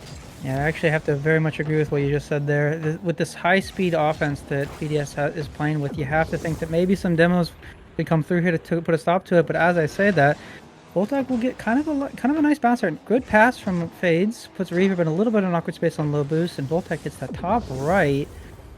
Again, it is a 3-goal lead for BDS. That is a tough task to ask, but they're definitely doing a start of it now. 2:13 left, so they need 3 goals. Not entirely impossible, but they will, I think, need to get some more offensive pressure if they want to have a chance in this game. Yeah, and looking back at that last goal that we've just seen, it kind of stemmed from a disruption BDS playstyle. A very good 50 coming out from Cloud9 to keep the ball in their half. They weren't ready for that, and then Cloud9 with an easy follow-up. So if they can do that either by getting those great low 50s or getting some demos or whatever it takes, then Cloud9's still in this. 1 minute 45 on the clock, and I think there was a demo coming out, but it did not lead to Cloud9's desired consequence. Instead, they're taking yet another goal. Voltec trying to get the ball away, but in panicking and in doing so, he just passes it over to Big Dragon Squad, and Misa is just gonna say thank you for that. Puts it straight on the net. 5-1, and it's getting really hard for Cloud9 at this point. Yeah, it's unfortunate. It's just the speed that they're playing at. You can almost feel that Voltec maybe needed to hit that a little bit harder, but it needed to hit it so quickly that not quite able to get the touch that he wanted. And that's kind of the downside effect of having this high-speed gameplay. You're able to make them so awkward. They feel like they need to go to the ball so quickly here. And again, to reiterate as to what you were saying, I do think that maybe some more physical play here, maybe some more disruption might give them some more breathing room. Limit the amount of panicking that they're having to do, limit some of the quick, not able to think too much about where they're hitting the ball, just trying to hit the ball. Fortunately, we're just not seeing too much of that coming through here, as I think they're trying to stick to some of this passing play, but BDS is just all over these plays. They're just so quick to the ball here. You don't have time to think here. Yeah, that could have been a nice passing play, but Ecliptic Fates, a very hard position to get that double from, right next to the goal. Could have happened, but it's really hard to pull off. I'd rather see Cloud9 go for some basic, simple passing plays or something like that, with a higher chance of working out. But 40 seconds on the clock, and I'm not gonna lie, I think Big Dragon Sword is gonna take a second game and get 3 shots at match point here in the series, barring some miracle in the last 30 seconds. But looking at how they are still controlling the game here, I think it's pretty certain to say that Big Dragon Squad is gonna go up by 2 here. Yeah, I have to agree. The 4-goal lead, even some of the best teams in the world, I don't think can come back from that in threes, and It's just BDS has just been absolutely all over the place. They're fantastic on defense. They're fantastic on offense. This is a new team. I mean, Reverb seems to have maybe revitalized this team. They had a struggle in the start in the early of the season, but this does not seem to affect them in any way, as they look incredibly strong right now. Almost unbeatable, I would say, as it's just hard to pierce through their defense, pierce through their rotations, and opportunities are just not quite there for Cloud9. Yeah, unbeatable you say. I think not in general, but with how they are controlling the game right now, they are pretty much dictating what should happen, and they just keep getting offensive chances, keep stealing the boost, having the pressure in this game, and that's just something that Cloud9 cannot afford to do, to just let them have this infinite pressure here. Something has to change, but it's going to be hard to figure that out in the next game here. Yeah, definitely. And I think, as you had said prior to, maybe some disruption here might be the move. They're playing so quickly here that I think maybe if you get some demos on, maybe if you get some bumps on their first and second man, you might be able to buy your third man, buy your second man some time to maybe set themselves up. But as it is right now, they just do not have the time to get some of the touches they want. They kind of have to just rush the touches, and that's leading to these awkward rotations, these awkward touches that are going not in their favor. And if they can cut down on that, they might have a chance here. But as it stands, as it's been, they're just not quite getting that. I think some more sophisticated comms could help as well, as we've seen in the last highlight there. Voltec basically just passing the ball to the BDS member that's waiting in the midfield, and you know, if they could calm their tiers enough time to just take control of the ball and maybe dribble it into a 50 or something like that, trying to get it safely away instead of just booming it to whoever is there, then I think that would help Cloud9 out a lot already. Yeah, definitely. And we're seeing maybe a little bit of an opportunity here for Cloud9. They kind of been doing this the last two games. They get early on pressure. They definitely want this first goal, though. You'd love to be able to set maybe the tone for the match here, as they've been kind of chasing the last few games here. If they want to have a chance in the series, they'll definitely want to take a lead here earlier on. Maybe that can change the way that BDS has been playing, because when BDS gets that lead, they just control the ball so incredibly well, and it's so hard to get back in the series. So if they can take an early lead here, they might have a chance, but unfortunately, that's not going to happen, as maybe a little bit of an overcommit here. Not quite sure what happened. Double commit, actually, and Reaver will take this open net. It's a fantastic shot, but there's just no one there to defend. And it's also a great pass from Misa there, puts it straight into the curb on top, waterfalling the ball down to its waiting teammate. Absolutely great communication from them, and we have to see that from Cloud9. Maybe now with a chance, they get the ball in offense, but no one's really there to take control of the ball, to follow up, and BDS is just able to clear it right back onto the other half, and that's just something that Cloud9 have to get under control. Another ball going towards their net, short way wide here for a big Dragon squad, but the pressure is definitely here. And as we've seen in the last game, that's not going to be sustainable for Cloud9. Yeah, and this pressure is just, you do not want to get stuck here with this pressure on you nonstop. They did that last game, and it definitely did not work in their favor. But again, it's just, unfortunately, just getting beat by these balls. Luckily, Reaver does miss that one, but they definitely want to get this ball out of their half here. They're just getting beat. They're getting their boost stolen from them. They're not able to set themselves. Low boost on the entirety of Cloud9. Everyone on Big Dragon Squad has full boost, and it's not a position you want to be in here. Again, you got to maybe disrupt some of these passing plays, maybe disrupt some of the rotations that they're having. Just not seeing too many adjustments here, and this is not working in the favor of Cloud9, as already we're seeing BDS kind of coming back to controlling the flow of this game so far. Yeah, Cloud9 struggling on the backboard, right? They have to get the ball away, but they do a good job. He gets the ball in front of the net, but unfortunately no bump for Cloud9. That the idea was good, but just not quick enough to catch the player on the physicality there. 2 minutes 48 still on the clock. Cloud9 fighting for the series at this point, and Voltec puts one towards the net. Misa is there for an easy save though, and I think as long as Big Dragon Squad are just sitting this comfortably in their back half, you're just not gonna score on them with shooting it on net. You have to do something to get them out, demo them, put some shots towards the backboard to pass it or something like that. Otherwise, I don't think Cloud9 is gonna get a goal here.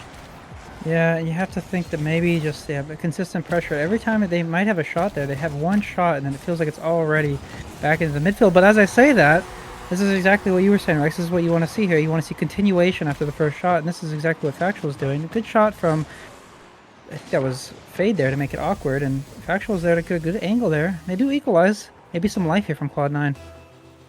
Yeah, and I do think there was a bump at the very end there. Misa might have been able to backflip into that ball. Just a tiny little bump. Not sure if it actually was, but it definitely looked like it.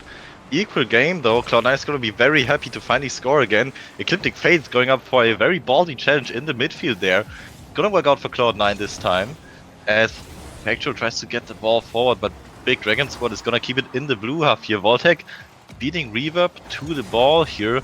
Little bit of back and forth. Let's see which team can finally take some control of this ball, or maybe just lob it towards the net. Cloud9 there to defend though. Yeah, definitely. And again, you just don't want to get caught in these offensive onslaughts that BDS has been so incredibly good at entire series, and you definitely want to cut down on the double commits. He leaves Voltec in kind of an awkward position. Low on boost, needs to get a touch on the backboard, does not get it, but luckily no one from BDS is there to capitalize on it. Cloud9 will get a clear here, but Meezer just so quickly up to that, completely cuts out the passing play that Voltec might have had a shot there. Again, I'm starting to see a little bit, maybe some more control from Cloud9, maybe a little bit too late, but they're definitely having a little bit more life in some of these transitions. Definitely with you on that. The passing intent we've seen there was pretty good from Cloud9. Just Fate putting it a little too low for it to waterfall down like we've seen before in this game. But still a great attempt, and this might just work out here. It's going bottom left, and Cloud9 take the lead in the last minute. We might just get a very interesting series if this keeps going. Yeah, this is what you want to see. I mean, maybe a little bit of a bump there, just causing the defense to pause and kind of wait and think, and then that ball just goes completely bottom left there. Great shot, great play. I like the slow play from Factual to try to make it a little bit more awkward, and then of course the bump plays, but this is so awkward. Nice way to be there for Factual. Cloud9 though, looking like they're maybe taking some more of these offensive opportunities. They're playing smarter, they're trying to get through the defense rather than maybe just taking shots on net and hoping for the best. This is a little bit better played from Cloud9, but they will need to keep this up if they want to win this game. Absolutely. Ball back into their half. 23 seconds. They only have to hold on here, but Fates might just get another insurance goal here, and yes, he will. The Dominus hitbox raining victories in the air here. A unfortunate touch from, I don't know who it was, but from someone from Big Dragon Squad, putting it straight middle for Fates to follow up. And a great shot with that Dominus. 3-1, and Cloud9 might have secured one game for themselves. Yeah, they did exactly, I think, what you had alluded to prior, and that I think what they need to do here is just maybe cause some disruption, make BDS make the mistakes, because they have not been doing that the entire series. But you definitely don't want to be making mistakes on your own team, but with 5 seconds left, you have to think this one's coming to an end, even if BDS scores here. But they've done a really good job of causing BDS to get a little bit awkward. BDS looked completely comfortable the first 2 games of this series here, and Cloud9 takes one, so it's not going to be a sweep. And Cloud9 looks a lot better, I think, in that last game. Yeah, especially with that second goal that Cloud9 got. The kind of disruption play we've seen at the front, you said it, taking the shot, just having BDS be in that comfortable position, just to then pull the rug away from under their feet. That's exactly what Cloud9 have to do. I think we're gonna see it again here. You have Factual not going for the shot immediately, instead just waiting a little bit, making BDS freak out, and that's worked out so well there. Yeah, definitely. And that's exactly as we were saying.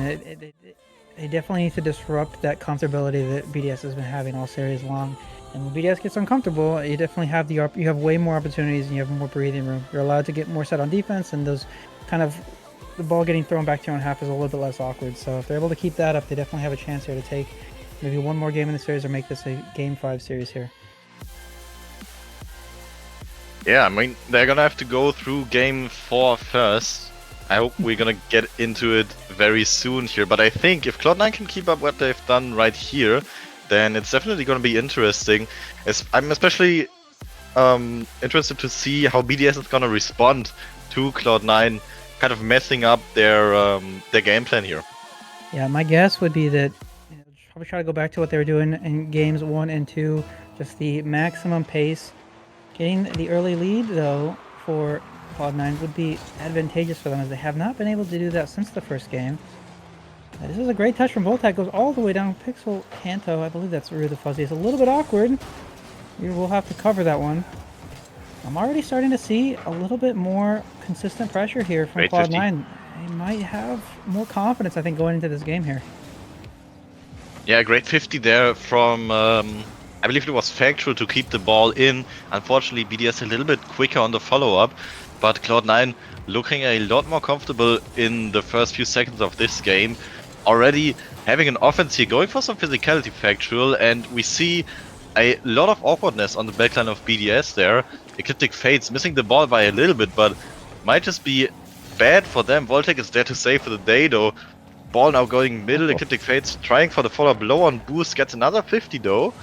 And yeah, I think the overall rotation play from Cloud9 looks a lot better already. Yeah, they're definitely showing that signs of confidence. I think they might have an idea of how to break through this BDS team, as we see a attempted bump coming through that leads to a Voltec goal that might have made the defense of BDS awkward. I really like this. Gets the pass, then immediately locks in on Rue there. Goes for a bump, makes Rue jump a little bit early. It's a fantastic play from Cloud9. They already look so much more confident here.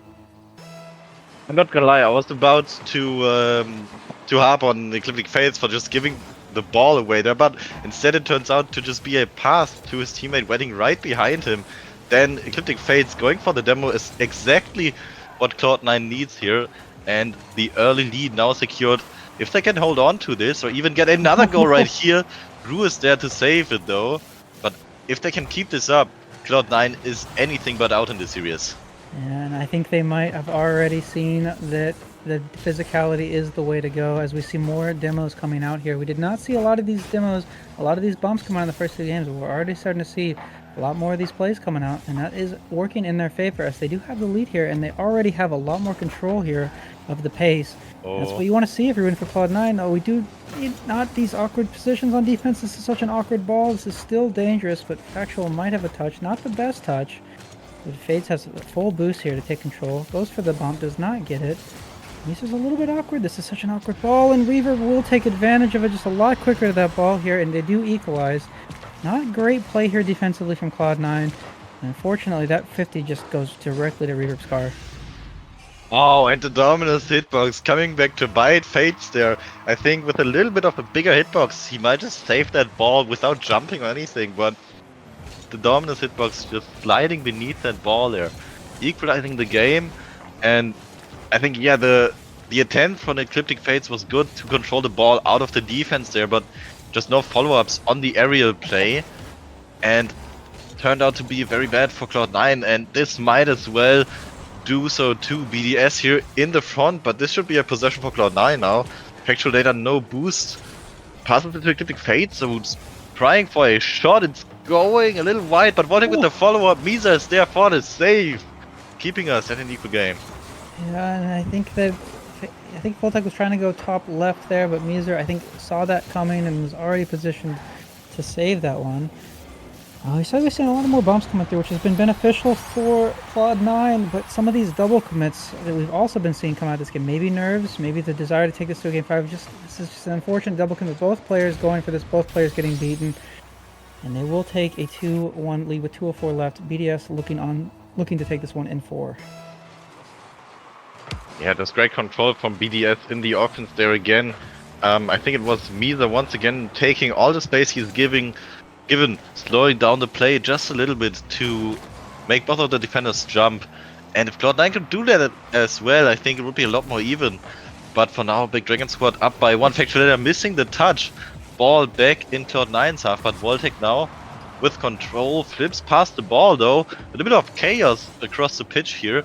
Might favor Cloud9 a little, but we see a team up from Ecliptic Fates coming out. That does not favor them at all. Another ball going towards their net. It's off the post, so a follow-up from Pixel, and it's going to be 3-1 for Dragon Squad. Yeah, this is unfortunate. As you mentioned, there was a team bump in the midfield, and I think that made Factual feel like they needed to rush back. Backflips doesn't get a touch on the ball, and that net is incredibly open there for Rue to take a shot there. And 128 left, 3-1. It's not incredibly impossible, but you have to think if you're Cloud9, you have to score as quickly as possible if you want to stay in this game. Yeah, absolutely. 1 minute 20. You have to score quick, but you also don't want to overcommit. A good attempt here from them. Can they keep it here? Voltec with a good 50. Reverb is there to control it away, though. And every second ticking off this clock is gonna favor Big Dragon Squad even more as they get a demo here. Double commit again from Cloud9. That's not good. No one really gets control of the ball. Instead, they scramble to get the ball over to the side here, but Misa missing the touch as well. A lot of chaos happening on the pitch here. A double commit on the demo. That's unfortunate for Cloud9, but Ecliptic Fates back in time to save a fourth goal from coming out. It's looking very dicey for Big Dragon Squad here, though. Another shot on that. Voltec is there to defend, but the pressure from BDS is not stopping. Yeah, and you have to think. Never mind, it stopped. You have to think that the change in playstyle that Cloud9 was doing was working, but unfortunately it might have made their rotations a little bit more wonky. As like you said, we saw a lot of double commits coming out in this game and even in the last game, and it's definitely not helping if you want to try to have a chance here. With 15 seconds left, down 2, you have to think this one might be over. Yeah, BDS gonna take the game here. Just have to get one control touch. Reverb trying for the read as well. It's gonna go backboard. 3 seconds on the clock. BDS gonna take the series 3-1. Yeah, and I don't know if you saw weeks 1 and 2 there, Rex, but BDS looked a little bit slow in those first series that they had. They absolutely look completely different. I have not seen this level of aggression, I think, from any team yet in the league at this point. They had so much control in the offense, and the amount of offense they had just felt unbearable if you're on defense there, just shot after shot. Oh, absolutely. I think what you really sometimes refer to when you say people are fast is just how well they can control the ball and just keep putting shots on the net. And as we've talked about a lot, BDS were doing this over and over and over again. Very well played from them. Cloud9 able to disrupt them a few times, but in the end, BDS ran victorious. Yeah, definitely. And if you're Cloud9, I mean, the new team, you're going to have to make some adjustments. You've already had a little bit of some not knowing who the third's going to be, not being able to get some reps in. So, you know, for BDS, they were able to pull in a higher ranked player new that was able to adjust, I think, rather well to that team. But Factual having to maybe make some adjustments kind of last minute. Not quite, I think, on the same page there as like we saw a lot of double commits coming out there. But again, as BDS looks incredible. So, any other thoughts, Rex, before we go to break here? I mean, I can do nothing but agree with you. I said in the beginning I wanted to go with BDS because of the demos, and instead it was BDS just having all the pressure without even having to demo. So it's gonna be a very good thing for them if they even still have the physicality to also pull out in the end. So a very scary team, I would say, and that's all before the break. Yeah, definitely. I definitely agree that BDS looks to be entirely on top of their game here. We got one more match left for you, but first we will go to a quick break. And again, thank you, Rex, for being here. It was good to have my first cast with you, and I'm happy to see you back. Again, we'll get more of you, Rex, after the break here.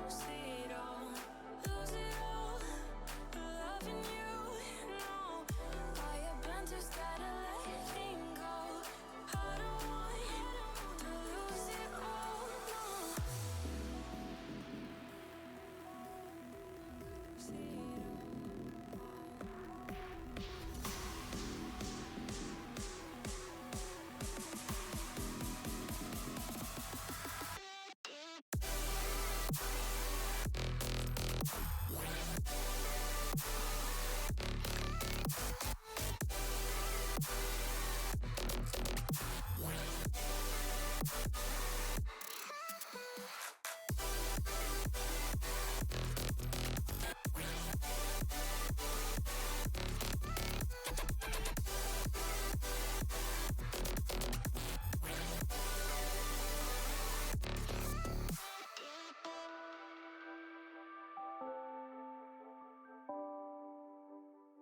don't wanna lose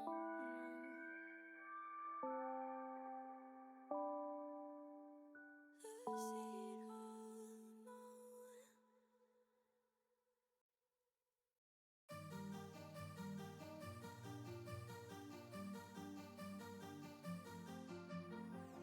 Feel my arms holding on so tight just when you need it most. Feel the freedom of being careless, just being in love. Everything will be alright through the darkness, through the night. No fear anymore.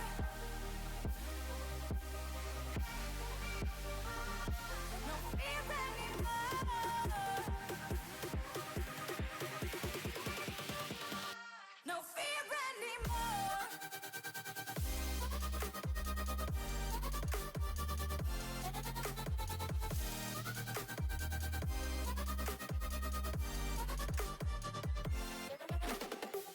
Why the smile on your face? Don't fake it. You don't have to pretend.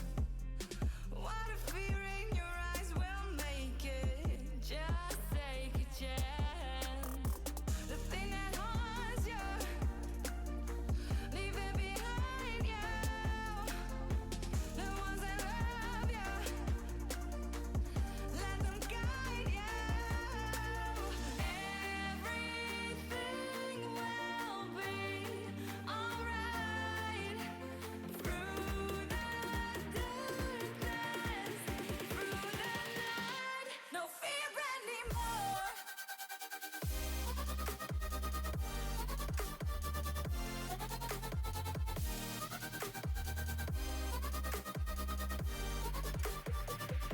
No fear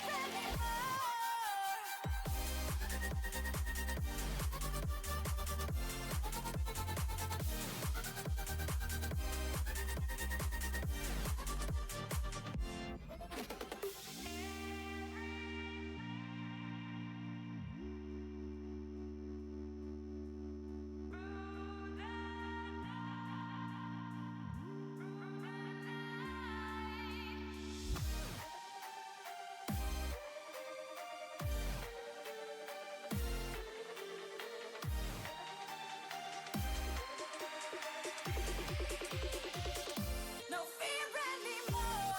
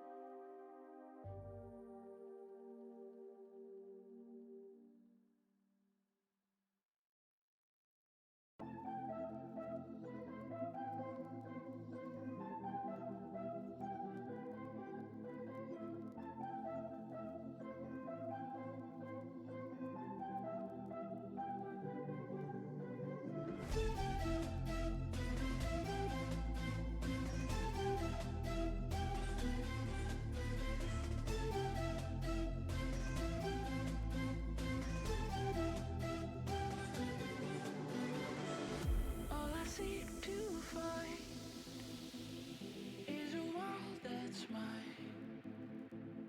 Need a place to hide. Will you free my mind? Following the lights of a world that's right. In your eyes I see there's a place for me.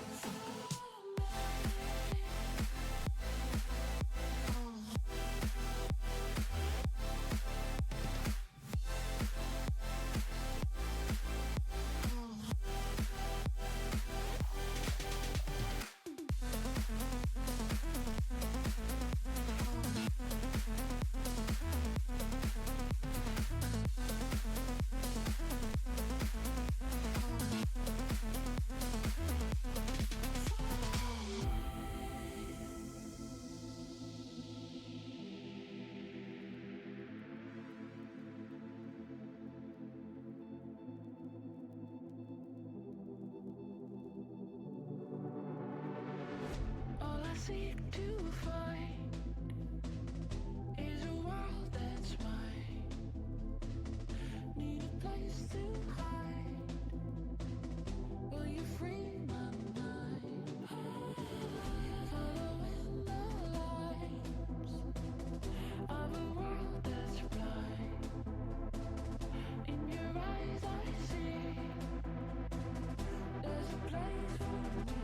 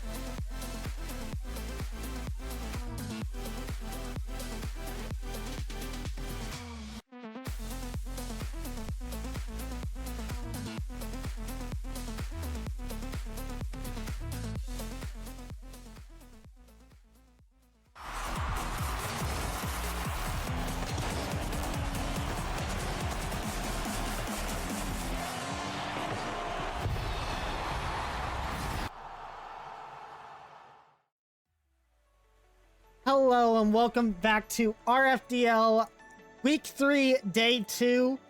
I'm Ecliptic Fades. I'm joined by Rex. Rex, it's nice to have you on the desk with me. Docky had to get going because he's got some other obligations to fulfill today. But Rex, Cloud9 and BDS doesn't go the way that I was quite hoping for, but it was a good match nonetheless. I mean, no own goals for Ecliptic Fate, so that's a positive. That's right, all you guys in the poll, y'all were wrong. Did not own goal. So, just waiting for Fire to go ahead of me on the own goals for that. But you know, we've got another match on our hands, and Rex, this is going to be your first time doing a featured matchup of the week with us. It's going to be X3 Tactics playing against Black Bunny Gaming. Let's go! I have no idea what that means, but I'm hyped.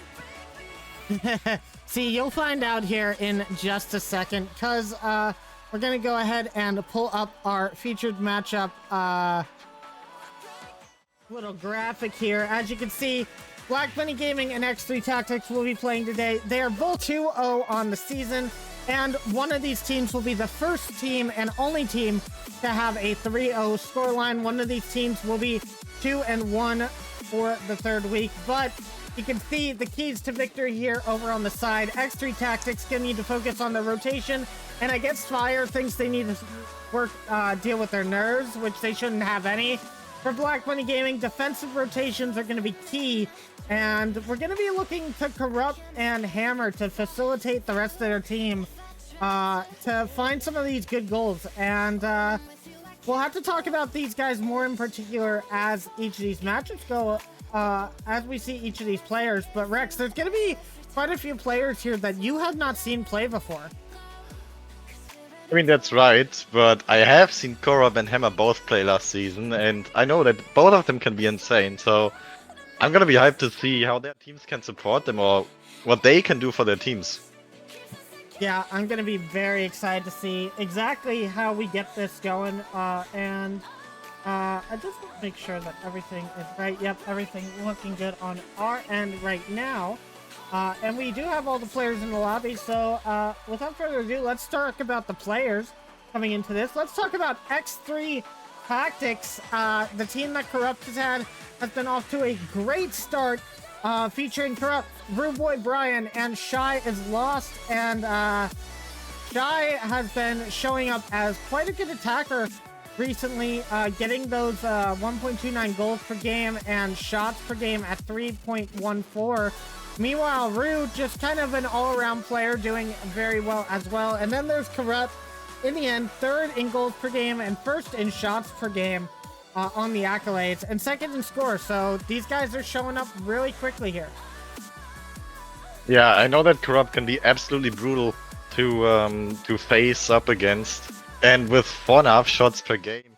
I mean, the backboard of Black Bunny Gaming better watch out, because it might get some bruises in this game.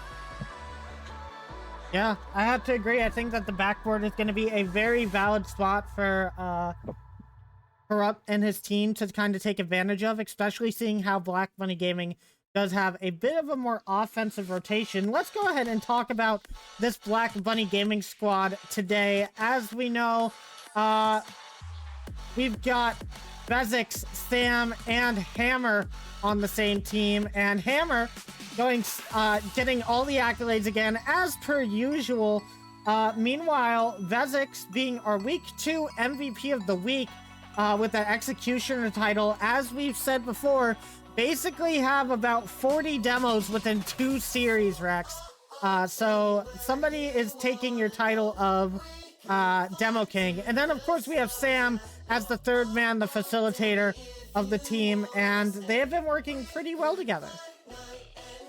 Yeah, I mean, it's definitely interesting to see one of those very high-rank heavy teams. I mean, 1 SSL, 2 champs. I think it always paints a little bit of a target on the high-rank player, but apparently Black Bunny Gaming, as last season, have been able to deal with that very well, and I'm gonna try to do so in this game as well. Yeah, I have to agree. I think that Black Bunny does look really good here.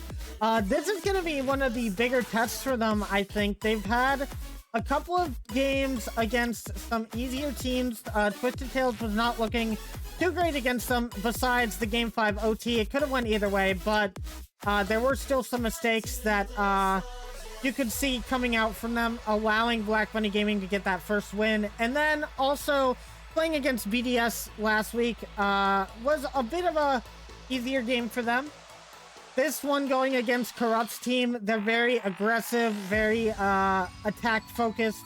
We're gonna have to see how these two teams go against each other, especially with Black Bunny Gaming's more recent playstyle of allowing Vezix to go forward and get all the demos in the world and then just playing off of that. So Rex, as the relative demo expert of the desk, you kind of know exactly how crucial these demos can be in a game, and to get about 40 in 2 series is kind of unheard of. So what do you think about them going into this game?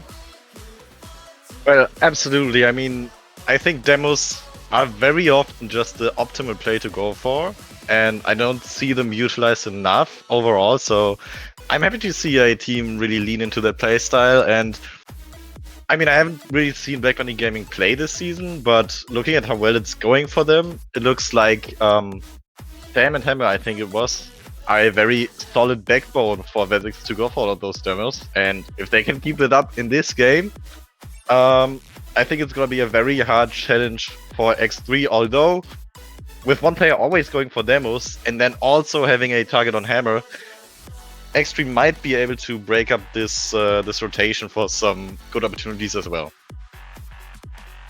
Yeah, well, we are about to get started, Rick, but before we do, we're gonna let everybody know where the predictions lie on this one for me and everyone off the desk. So, Docky said 3-2 Black Bunny Gaming. Aerolax said 3-2 X3 Tactics. Streak said 3-1 X3 Tactics. And I said 3-2 X3 Tactics, with Hammer also going 3-2 for X3 Tactics. So if you're betting against your own team, not necessarily the best move. We'll have to see if that changes today. But Rex, what's your prediction for this match? I think I'll go with you on this one. I'll go 3-2 for X3 Tactics, as I think, as I've mentioned a few times, Black Bunny is gonna have a very apparent weak spot, and if X3 can figure out how to exploit that, I think they will have a good time. All right, guys. Well, I think that's it for the desk talking and everything. We all know you want to see this match, so let's get right into it. It's time for X3 Tactics versus Black Bunny Gaming. It's our featured match of the week. One of these two teams will be 3-0 on the season. The only team to go undefeated. Which team is it going to be? Let's get started.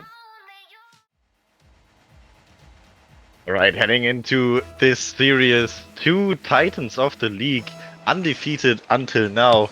It's gonna change, and X3 is gonna win this kickoff towards Sam, trying for an early goal here. Corrupt going up for the ball and gets the read off his own backboard here, keeping it away from danger, and X3 might be able to turn around here. Just Vedix keeping it in the green half, and Corrupt with no boost trying to escort the ball away.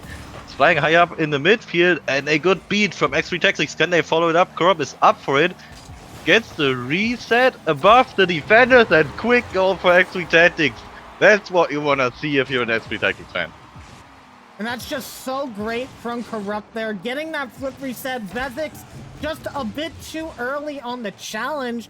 And that's going to go straight into the top corner. And it looks like X3 Tactics are taking this game pretty quickly, as we know they are so well with. Now off of this kickoff, Vezix is going to get this ball.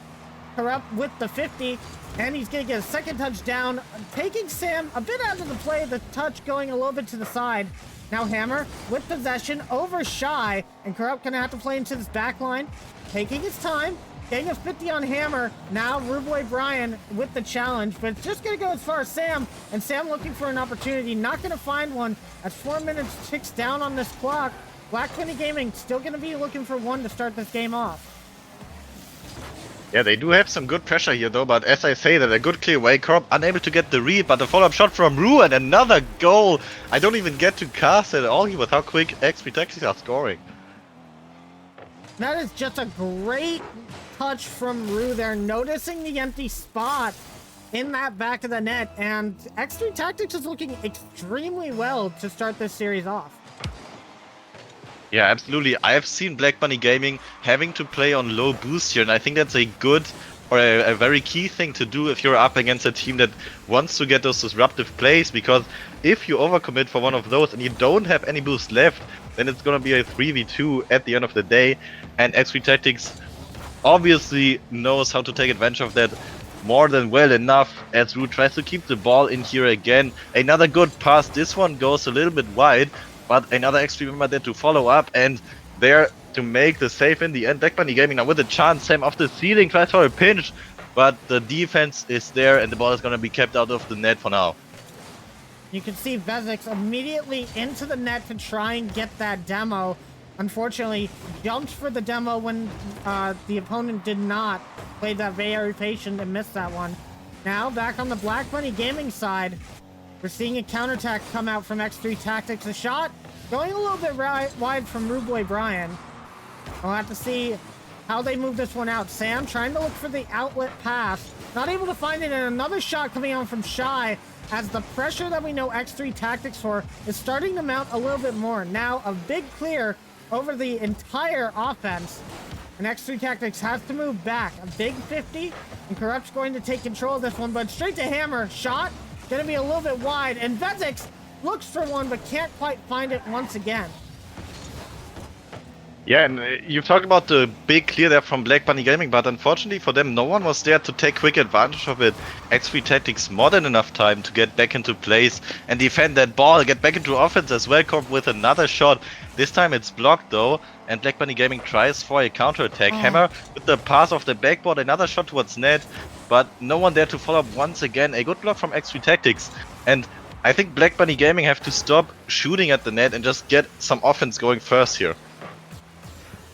Corrupt going to be able to put this off to the side. Another big 50, but no one from Black Bunny to counterattack on that one. And Vezix going to have to try and clear this out of his own side. The pass over to Shy was a little bit too far, and Sam almost had an opportunity. Shy was lucky enough to get a little bit of a wheel hit on that one. And we'll go over to the side once again. And we're seeing a lot of pressure coming out from Black Bunny Gaming, but we're not seeing any real impressive shots. However, as I say it, Sam does get it over Ruboy Brian, and will score the first one with 1:23 remaining. And there was just no one home. I'm not really sure what happened there. Maybe X3 Tactics just relying on Root to get that 50 way too much. As you can see, the net is more than just wide open. You can basically just carry the ball in. And 1 minute 23 on the clock. X3 Tactics gonna wanna keep that lead and not give up another silly goal like they just did. But with this ball, they just might extend their lead. Sam is there for the save though. Hammer waiting below the ball. A touch to the side, but again, empty space in X3. Probably gonna be the first to follow up here. Sam puts the ball high, but Roos there with the beat. Back to Black Bunny Gaming side, and 60 seconds on the clock. X3 just needs some pressure, need to run down the clock here. Hammer with a good save, trying to turn it into a counterattack, but Korop there for a quick challenge. A little bit of a double commit from X3 Tactics, but it's gonna be fine. A shot towards net though, no one's there. The post always has your back though, and 40 seconds left. X3 Tactics still in lead. And a double commit from X3 Tactics came out on their back line, but unfortunately, Vezik's just not getting a good enough touch to put that on net. That could have been the opportunity that Black Bunny Gaming needed to take this going to an overtime. Now Vezik's trying to find a pass out to Hammer, but Karuk going to be playing early midfield challenge. That's going to be totally over the Black Bunny Gaming squad. Now with 13 seconds left, they're going to have to score something now. Pass Corrupt for Hammer, but Shy is going to be the first to clear that. Vezik's in the air. Any follow-up, not going to come through yet. Hammer waiting on that bounce, misses the touch. Oh. And if this hits the ground, it's going to be X3 Tactics with game number 1. It's flying high though against the ceiling sidewall. Can someone read it? It's gonna touch down. No, a demo. It's gonna bounce in X3 with a quick, or not quick, but with a good win. 1 goal ahead is all you need. And pulling up ahead in this deciding series for the Titans of the league. And that's a good win for X3 Tactics, and you're gonna have to look at Black Bunny and see how they go about conditioning themselves to take that loss and how to adjust going into game number 2, as that really was just a bunch of pressure from X3 Tactics.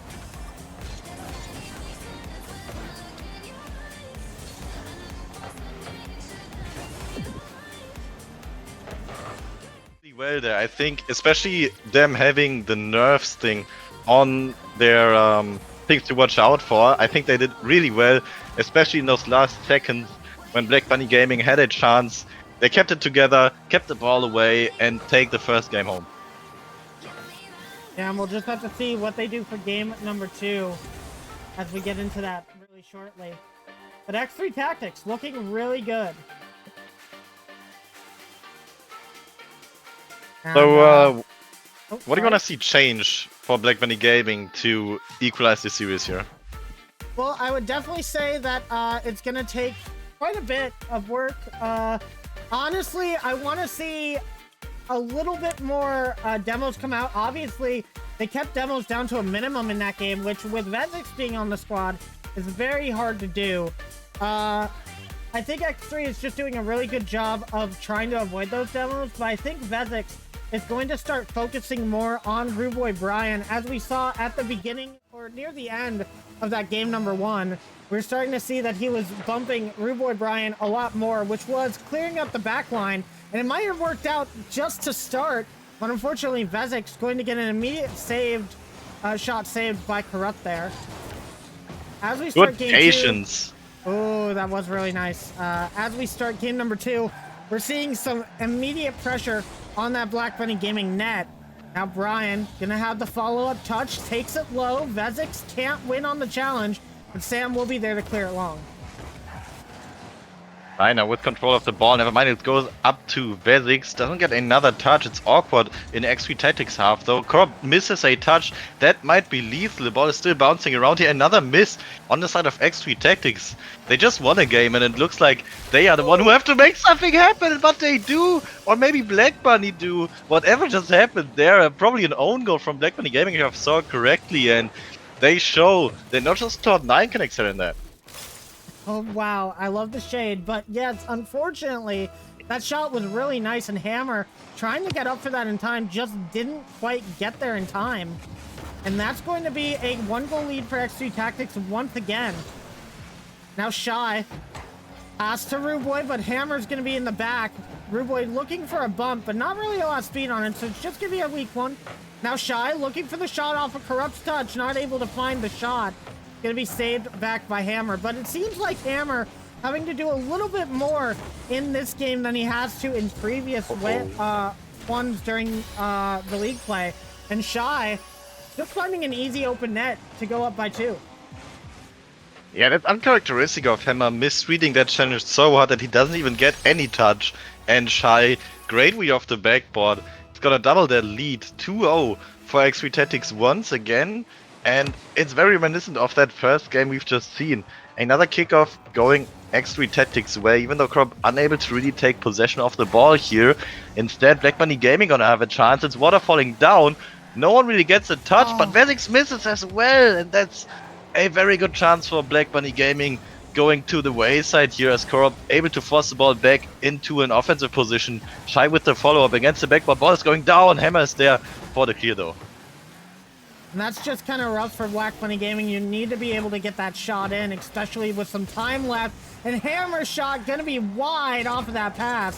And once again, just opportunities not panning out for Black Bunny. Now you see Vezix immediately going for that bump on Rude Boy. Does end up getting it, but it's way out of position there.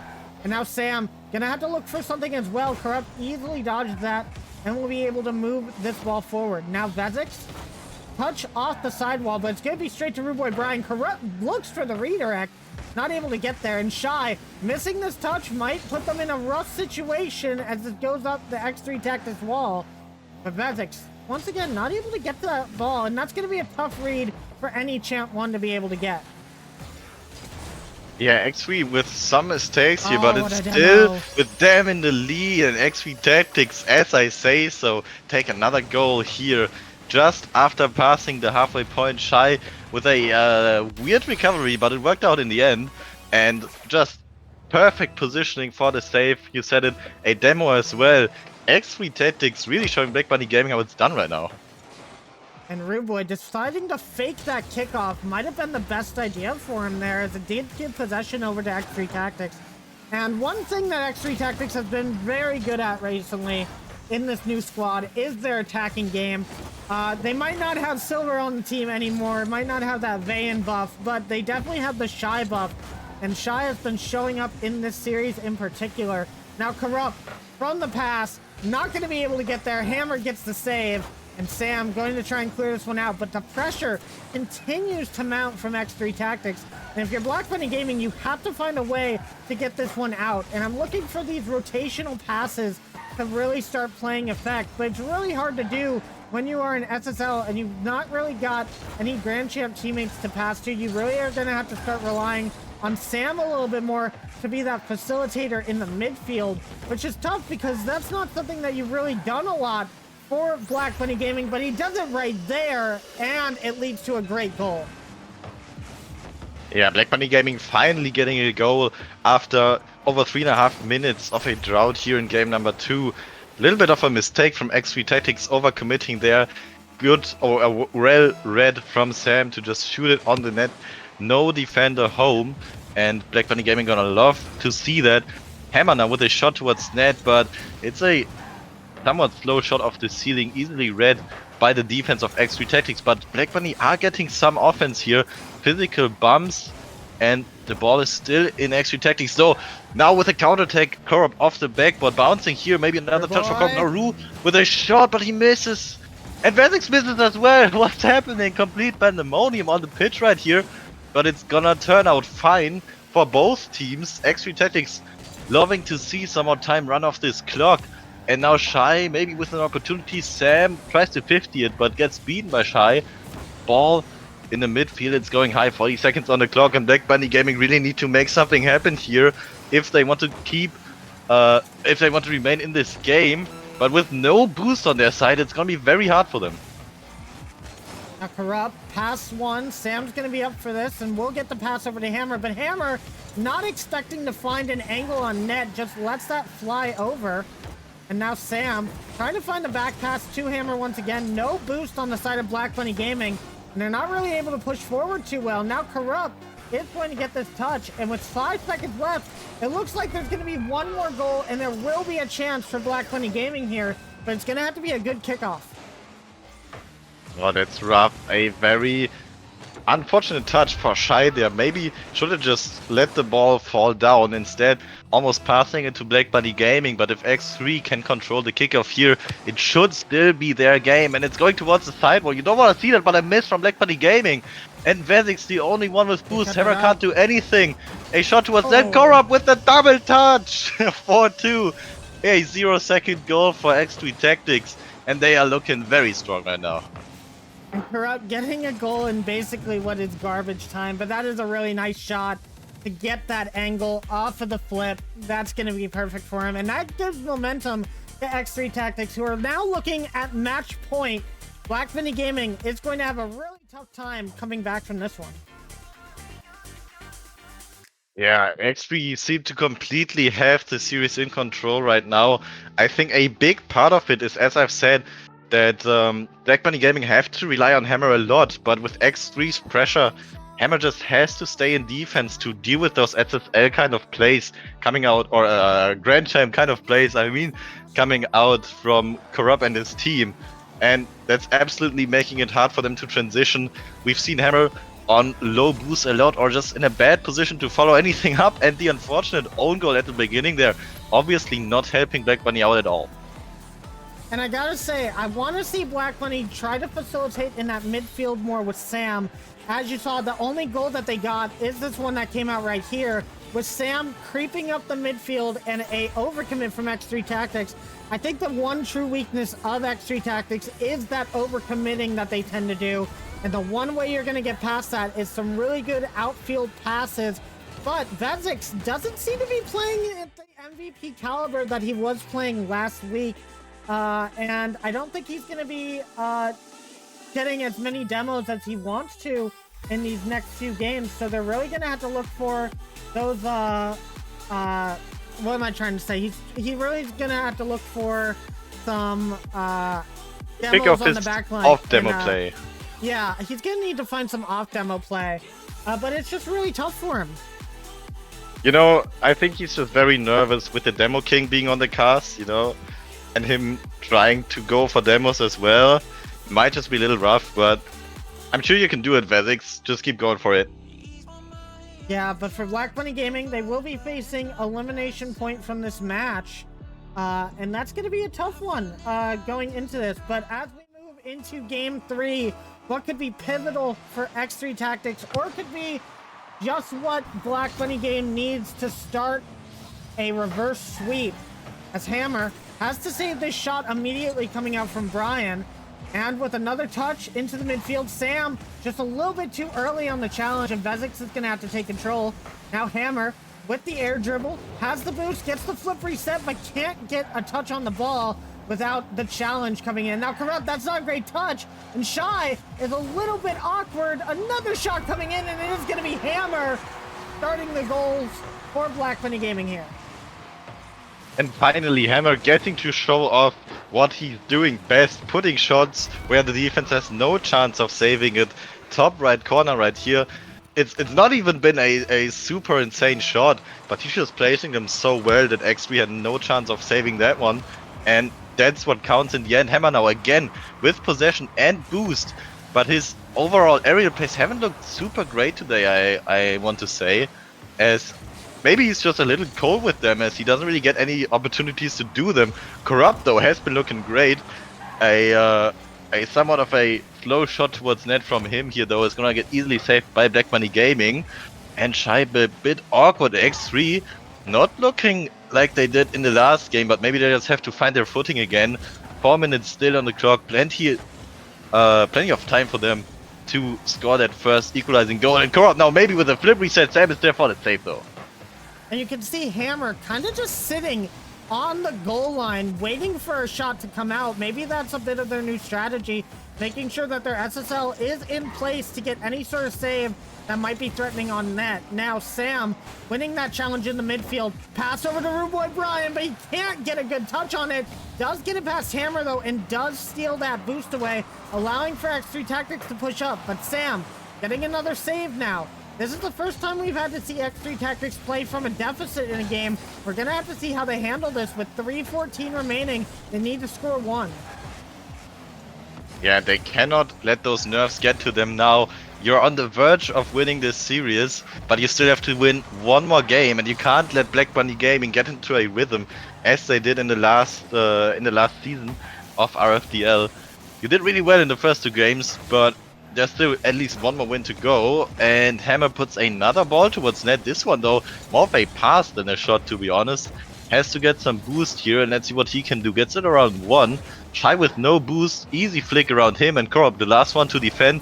Dribble up in the air, but Korob is there with a late touch to keep the ball away. Still one goal lead from Black Bunny Gaming. Might change though, crossbar and out, and then most unfortunate bounce for Black Bunny Gaming to keep the offense going here. Sam though with another shot, but X3 Tactics holding strong in the defense.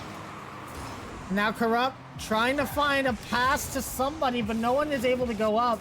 Now Hammer trying to get a flip reset. He got that double last week. Will he be able to repeat that performance and get something even better going into this series? Now another shot. It's going to be off the post and out. But Black Bunny Gaming looking a lot stronger. However, this could go into the net. Corrupt is going to find a chance. Rude Boy Brian doesn't have any boost, so he can't move forward on that one. And Hammer just going to move this one back. Now Sam a little bit far pushed up. Vedzix misses the touch. Corrupt with the shot, but it's going to be high, and you have to put those shots on net if you want to take down this squad. Yeah, absolutely. I mean, Black Bunny Gaming still in the lead here, and X3 Tactics, they've been looking great those last 2 games, but Black Bunny Gaming seem to have found some sort of strategy that's working out, and most of the time I see Hammer with very high boost and really open to go for some of those more risky plays. Once again, Hammer now with the possession. Sam backflip towards the net. Hammer tries to 50 it in, but it's going high. Follow up for Black Bunny Gaming. Vedzix is already up, and this could be bad, but Hammers is back in time.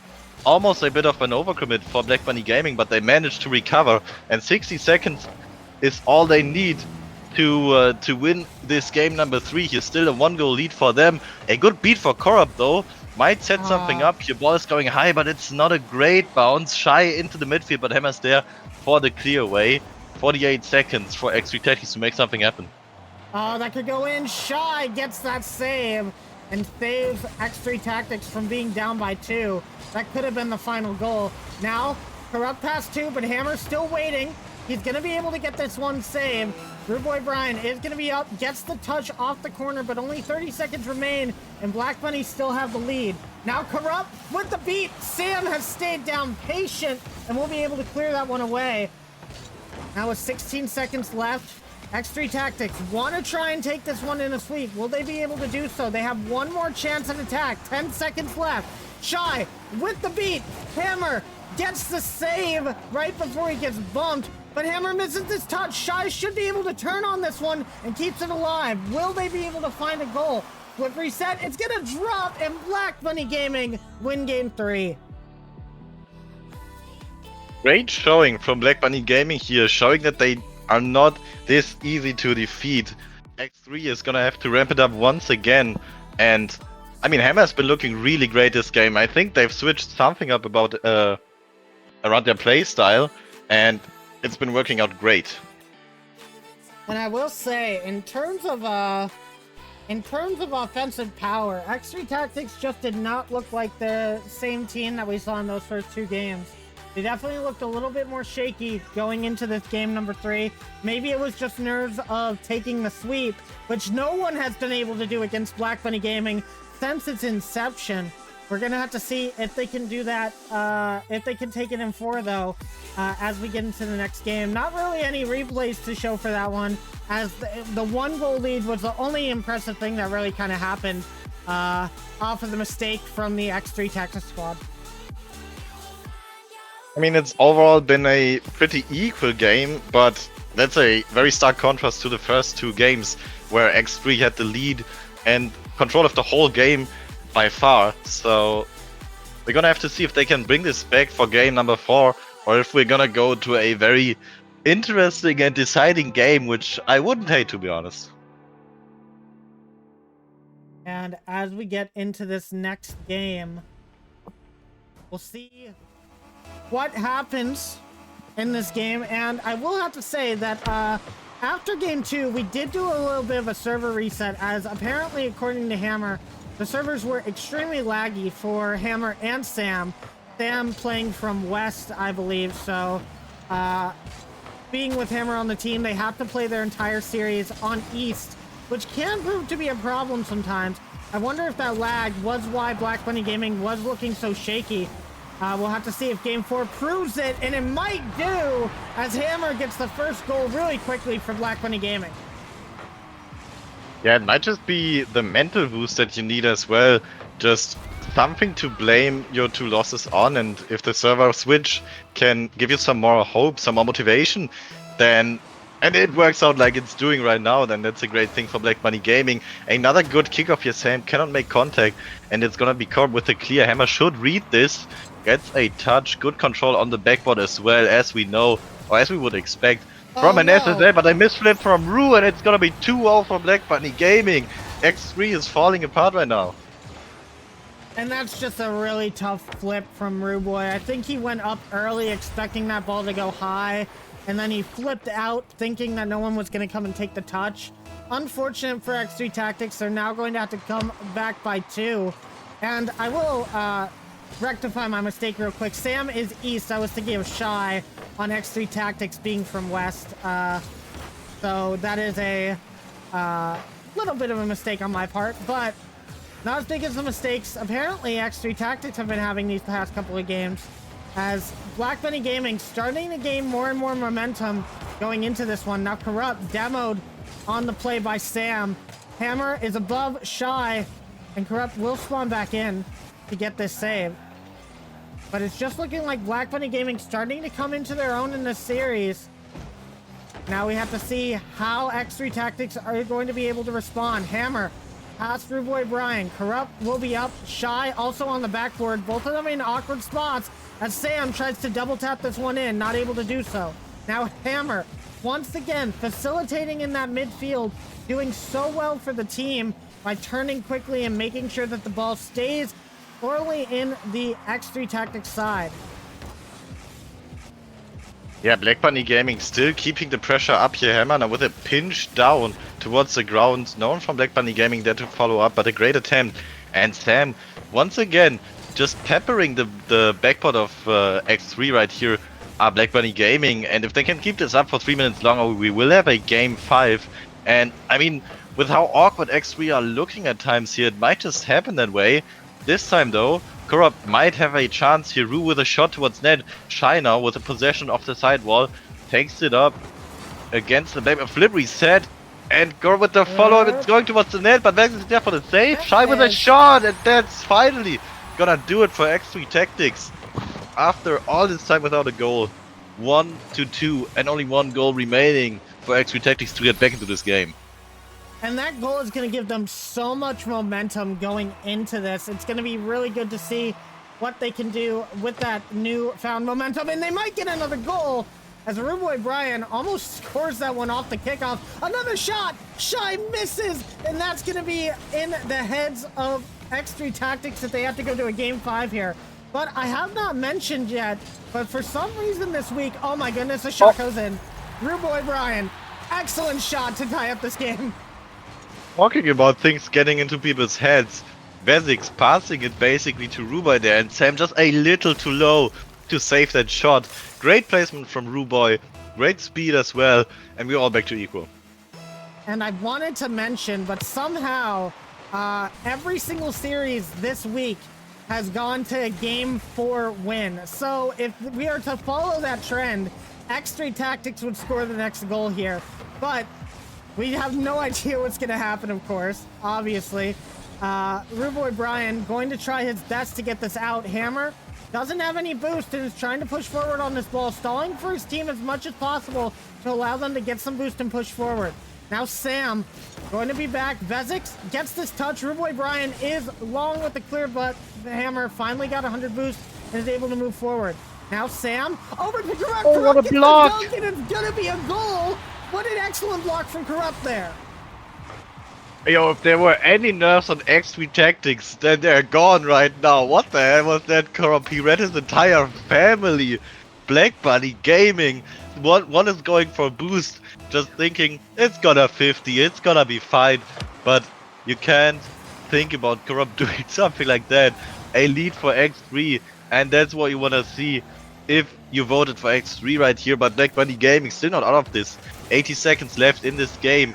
If they can get some offense going once again, which they might just do with Hammer now, Corrupt is up. Low boost for Hammer, and it's not gonna be any shot on net. A double commit in defense still from X3 Tactics. It's not gonna lead to anything but yet, but it's going towards the net. Corrupt is there for the save to the side though. Oh, Hammer with the pinch over to Sam, but it gets saved by Rude Boy Brian. And this game is so close right now. A minute left. Hammer trying for another. It looks like they're desperate to get a goal here. Now Sam is going to be over to the side. And I will say, boost control has looked a lot better for X3 Tactics in this game number 4. Now shot from Corrupt. It's going to be Hammer. Shot. He gets the shot. And it's going to be a 2-goal lead for X3 Tactics.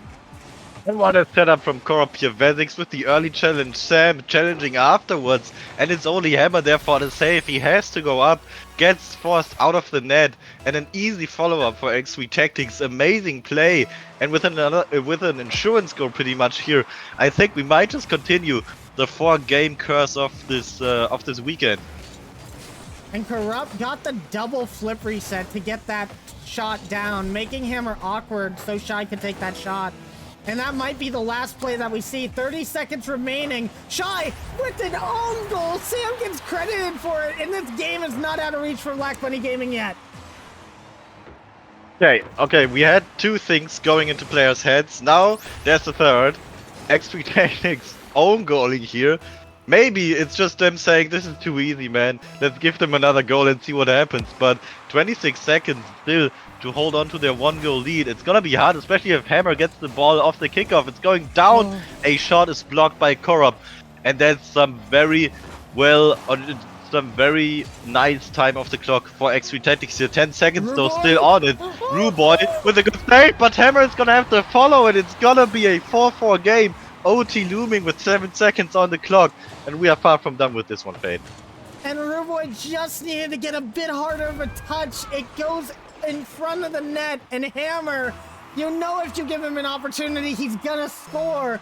And now with 7 seconds left, we're looking at an overtime unless something happens off the kickoff here. Hammer, no, Vezix actually gets that touch. Ruboy keeps it alive with 0 seconds remaining. Corrupt looking for the shot out. Hammer gets the touch, and that would have been in the back of the net if he didn't do that. X3 Tactics and Black Bunny Gaming. Golden goal. Are we going to a game 5 or are we ending in 4? Great bump from Sam there, denying any play opportunities from Corrupt, and now it's Hammer with the ball. Ru able to take the ball away, even though Hammer missed the touch. Good read from him. There is a demo, but Shy is not ready to take the shot. Passes it mid. Corrupt maybe gets blocked though.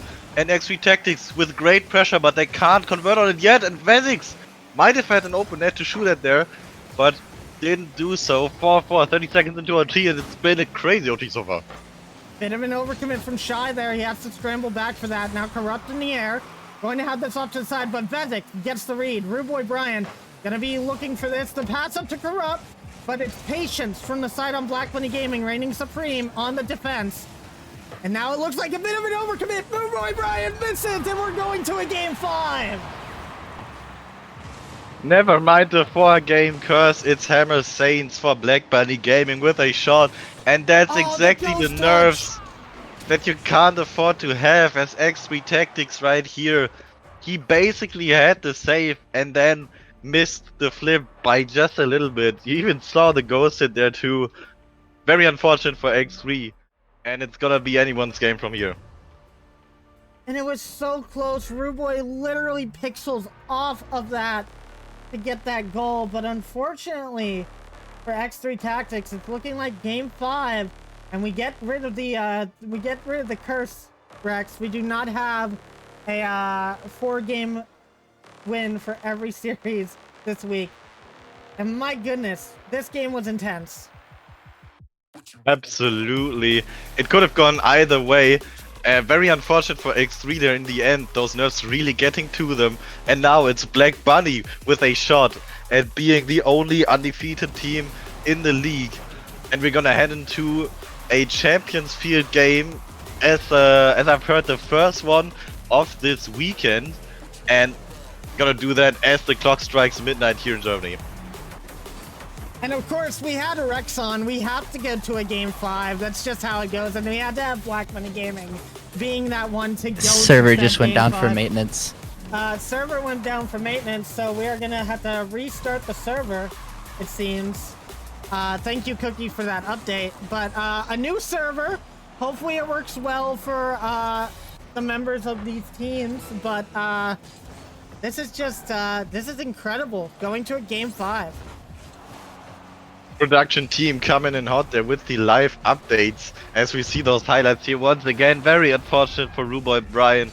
Almost gets the save, even gets a touch on the ball, but it's just not enough to keep it away. And then another unfortunate one right there. Very, very unfortunate for X3 Tactics here, but they have to get that out of their minds and go into this game number 5 with some motivation and some momentum. Well, we are waiting for some of the players to leave the match that is in progress so we can get our new server. But both these teams have looked so good in this series. Black Money Gaming has definitely come back, and they have the momentum on their side. Will they be able to take that to Champions Field, or will X3 Tactics be able to figure out what their mistakes are? It was definitely the overcommitting in that game number 4 that led to that final goal. They're gonna have to fix that if we want to see them win game 5 here. But everybody, get ready, because game 5 is getting ready to begin. It's gonna be the last game of the Titans, the deciding one. Maybe the reverse sweep, maybe the save from X3 Tactics. Only the next 5 minutes will tell what will happen. Shai is here with the ball in Black Bunny Gaming's side, but it's getting played around Korab here. Hammer Saints trying to get something done, but X3 Tactics still there to defend, and no super early goals in on Champions Field. Oh, Hammer might have the first one, though. The cast curse comes due to Rex, as Hammer immediately is going to score this first goal. Yeah, very unfortunate once again. It's gonna be Ruboy Brian in the defense from X3 Tactics. Black Bunny Gaming somehow found a way to always shoot at the net when he is in defense and just get the ball in. I mean, it's working out great for them so far. And Korab might just score again, but it's off the crossbar and out. Shai with a follow-up tries to keep the ball there. It's flying high, and Ruboy Brian into the midfield. Good save from Black Bunny Gaming though. And Fade, what is happening? Corrupt just tried to take that shot too fast, plain and simple, and a double commit comes out. Shot will be saved by Hammer, or by Corrupt, from Hammer. But it's looking really rough here, but Shai is going to get this goal, and Ruboy Brian gets an excellent bump and assist on this play. Ruboy really showing Black Bunny Gaming a little bit of their own medicine here, saying, well, maybe I missed those saves, but you're gonna miss them too, and it's an equal game, 4 minutes on the clock, and another kickoff to go. Let's see which team it will favor here. Maybe it's gonna be X3 Tactics, get it up high, but Vezik's there with the follow-up, he misses the ball, Hammer has to savor it, and Korab with the ceiling pitch to get it away. Sam has him red though, Korab with another touch on it. This might be good, but Hammer able to dodge the demo here, and it's gonna be bouncing in the midfield for now. And it's a little bit dangerous, but it seems like X3 Tactics leaving Ruboy Brian back as that third man is working out for them, but it's so difficult to do that when you're two very aggressive players and you leave your third lower ranked player back, especially when you're shooting, when you get Hammer shooting against you. That's going to be a very scary ball every single time it goes towards your net. You're going to have to play perfect Rocket League to be able to make sure that that stays out of your net. Now, we'll have to see. Oh, Corrupt almost had that double tap, and Ruboy is beaten. Now it's Shai versus Hammer for the 1v1. It's going to be off the post. Sam with the shot. Sam gets a second one, and Black Bunny Gaming takes the lead. And that's gonna be so scary for all of the X3 members involved there. Hammer having possession, having time to set something up, flips it onto the post, and Sam with the follow-up, almost bouncing post and out. But this time, the Rocket League gods are on Black Bunny Gaming's side. 2-1 lead for them in this Oh, all-deciding game. Shy tries to change this though. Shot is wide. Follow-up from Ruba. It might just go in, but Vezix is there for the deciding save. As Corrupt shoots it low and Hammer has to get the save as well. Good defensive rotation from Black Bunny Gaming, saving them from some mistakes here. But the X3 Tactics pressure is not done quite yet. Now, attack still going on. Low boost for Black Bunny Gaming. A good beat by Vezix there, sending it over to Sam. Shy has it off the top, but no boost to follow through with it. And Sam looking for an opportunity. Shy gonna have to get up for this one fast. Vezix gets beaten by the fake. And Corrupt and Hammer once again against each other, but Corrupt out of boost faster. Now Shy having to control this. It looks like Hammer found an opportunity, but it's gonna be off the post once again. And Rue with great defensive positioning there, covering the beat from Black Bunny Gaming, able to keep the ball away, only keeping the game down to a 1-goal lead. But Black Bunny Gaming still keeping the pressure up here. Shy throws the ball high, and that's something I don't love to see because there was no one challenging him, and it just looked like a little bit of nerves here for X3 Tactics. They're not controlling the ball as well as they did in those first 2 games. And oh my. That's really been a trend here as they keep getting locked up in their own half. 1 minute 40 on the clock. They have to make something happen here. And Hammer is just playing that back line right now, knowing that if any shot comes forward, he'll be able to challenge it. However, Shy gonna look for a shot. As I said, Hammer will be there for the save. A bit of a weird bounce for this ball as Hammer's teammates both hit it. But Hammer is going to be able to clear this out. And we just see Shy just cheating up a little bit too far constantly on these plays. But they're a little bit more back. They could get some control, but it's not happening just yet. Hammer having to play the 50 there. Shy ahead of the ball again. And that's going to be another goal left by the wayside. Another opportunity that X3 Tactics could have. And with less than a minute remaining, they're going to need to score quick to take us to an OT.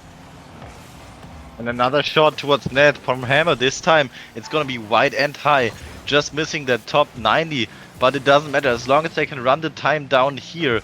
Keep X3 Tactics down to 1 goal. And this one looks a little dangerous, but it's just gonna fall to Corb with a good possession. He beats one. Hammer is below him. What can he do? Gets it against the backboard. The follow-up from Shy. He slots it. 30 seconds left in X3 Tactics, trying to drag us into a game 5 OT. And Shy has been moving close this entire time for an opportunity like that. Something off the back wall where there easily is a shot available. Sometimes it's been taking them out of position, but in times like that, that's the crucial position you need. And now Shy gets the 50. Vezix, the touch goes straight to Root Boy. Hammer is going to be there on the challenge on the back wall. Corrupt misses his ball. Sam getting blocked by Shy, but it's going to be X3 Tactics on the back end. Vezix looking for the pass, but Hammer stays back. Plays it patient as Shy goes up for this one. Trying to play it under. Sam with the beat. 7 seconds left. X3 Tactics going to have to play defense one more time. Corrupt clears it out to the midfield. Hammer with the shot. The bomb. It's going to be Shy, and we go to OT.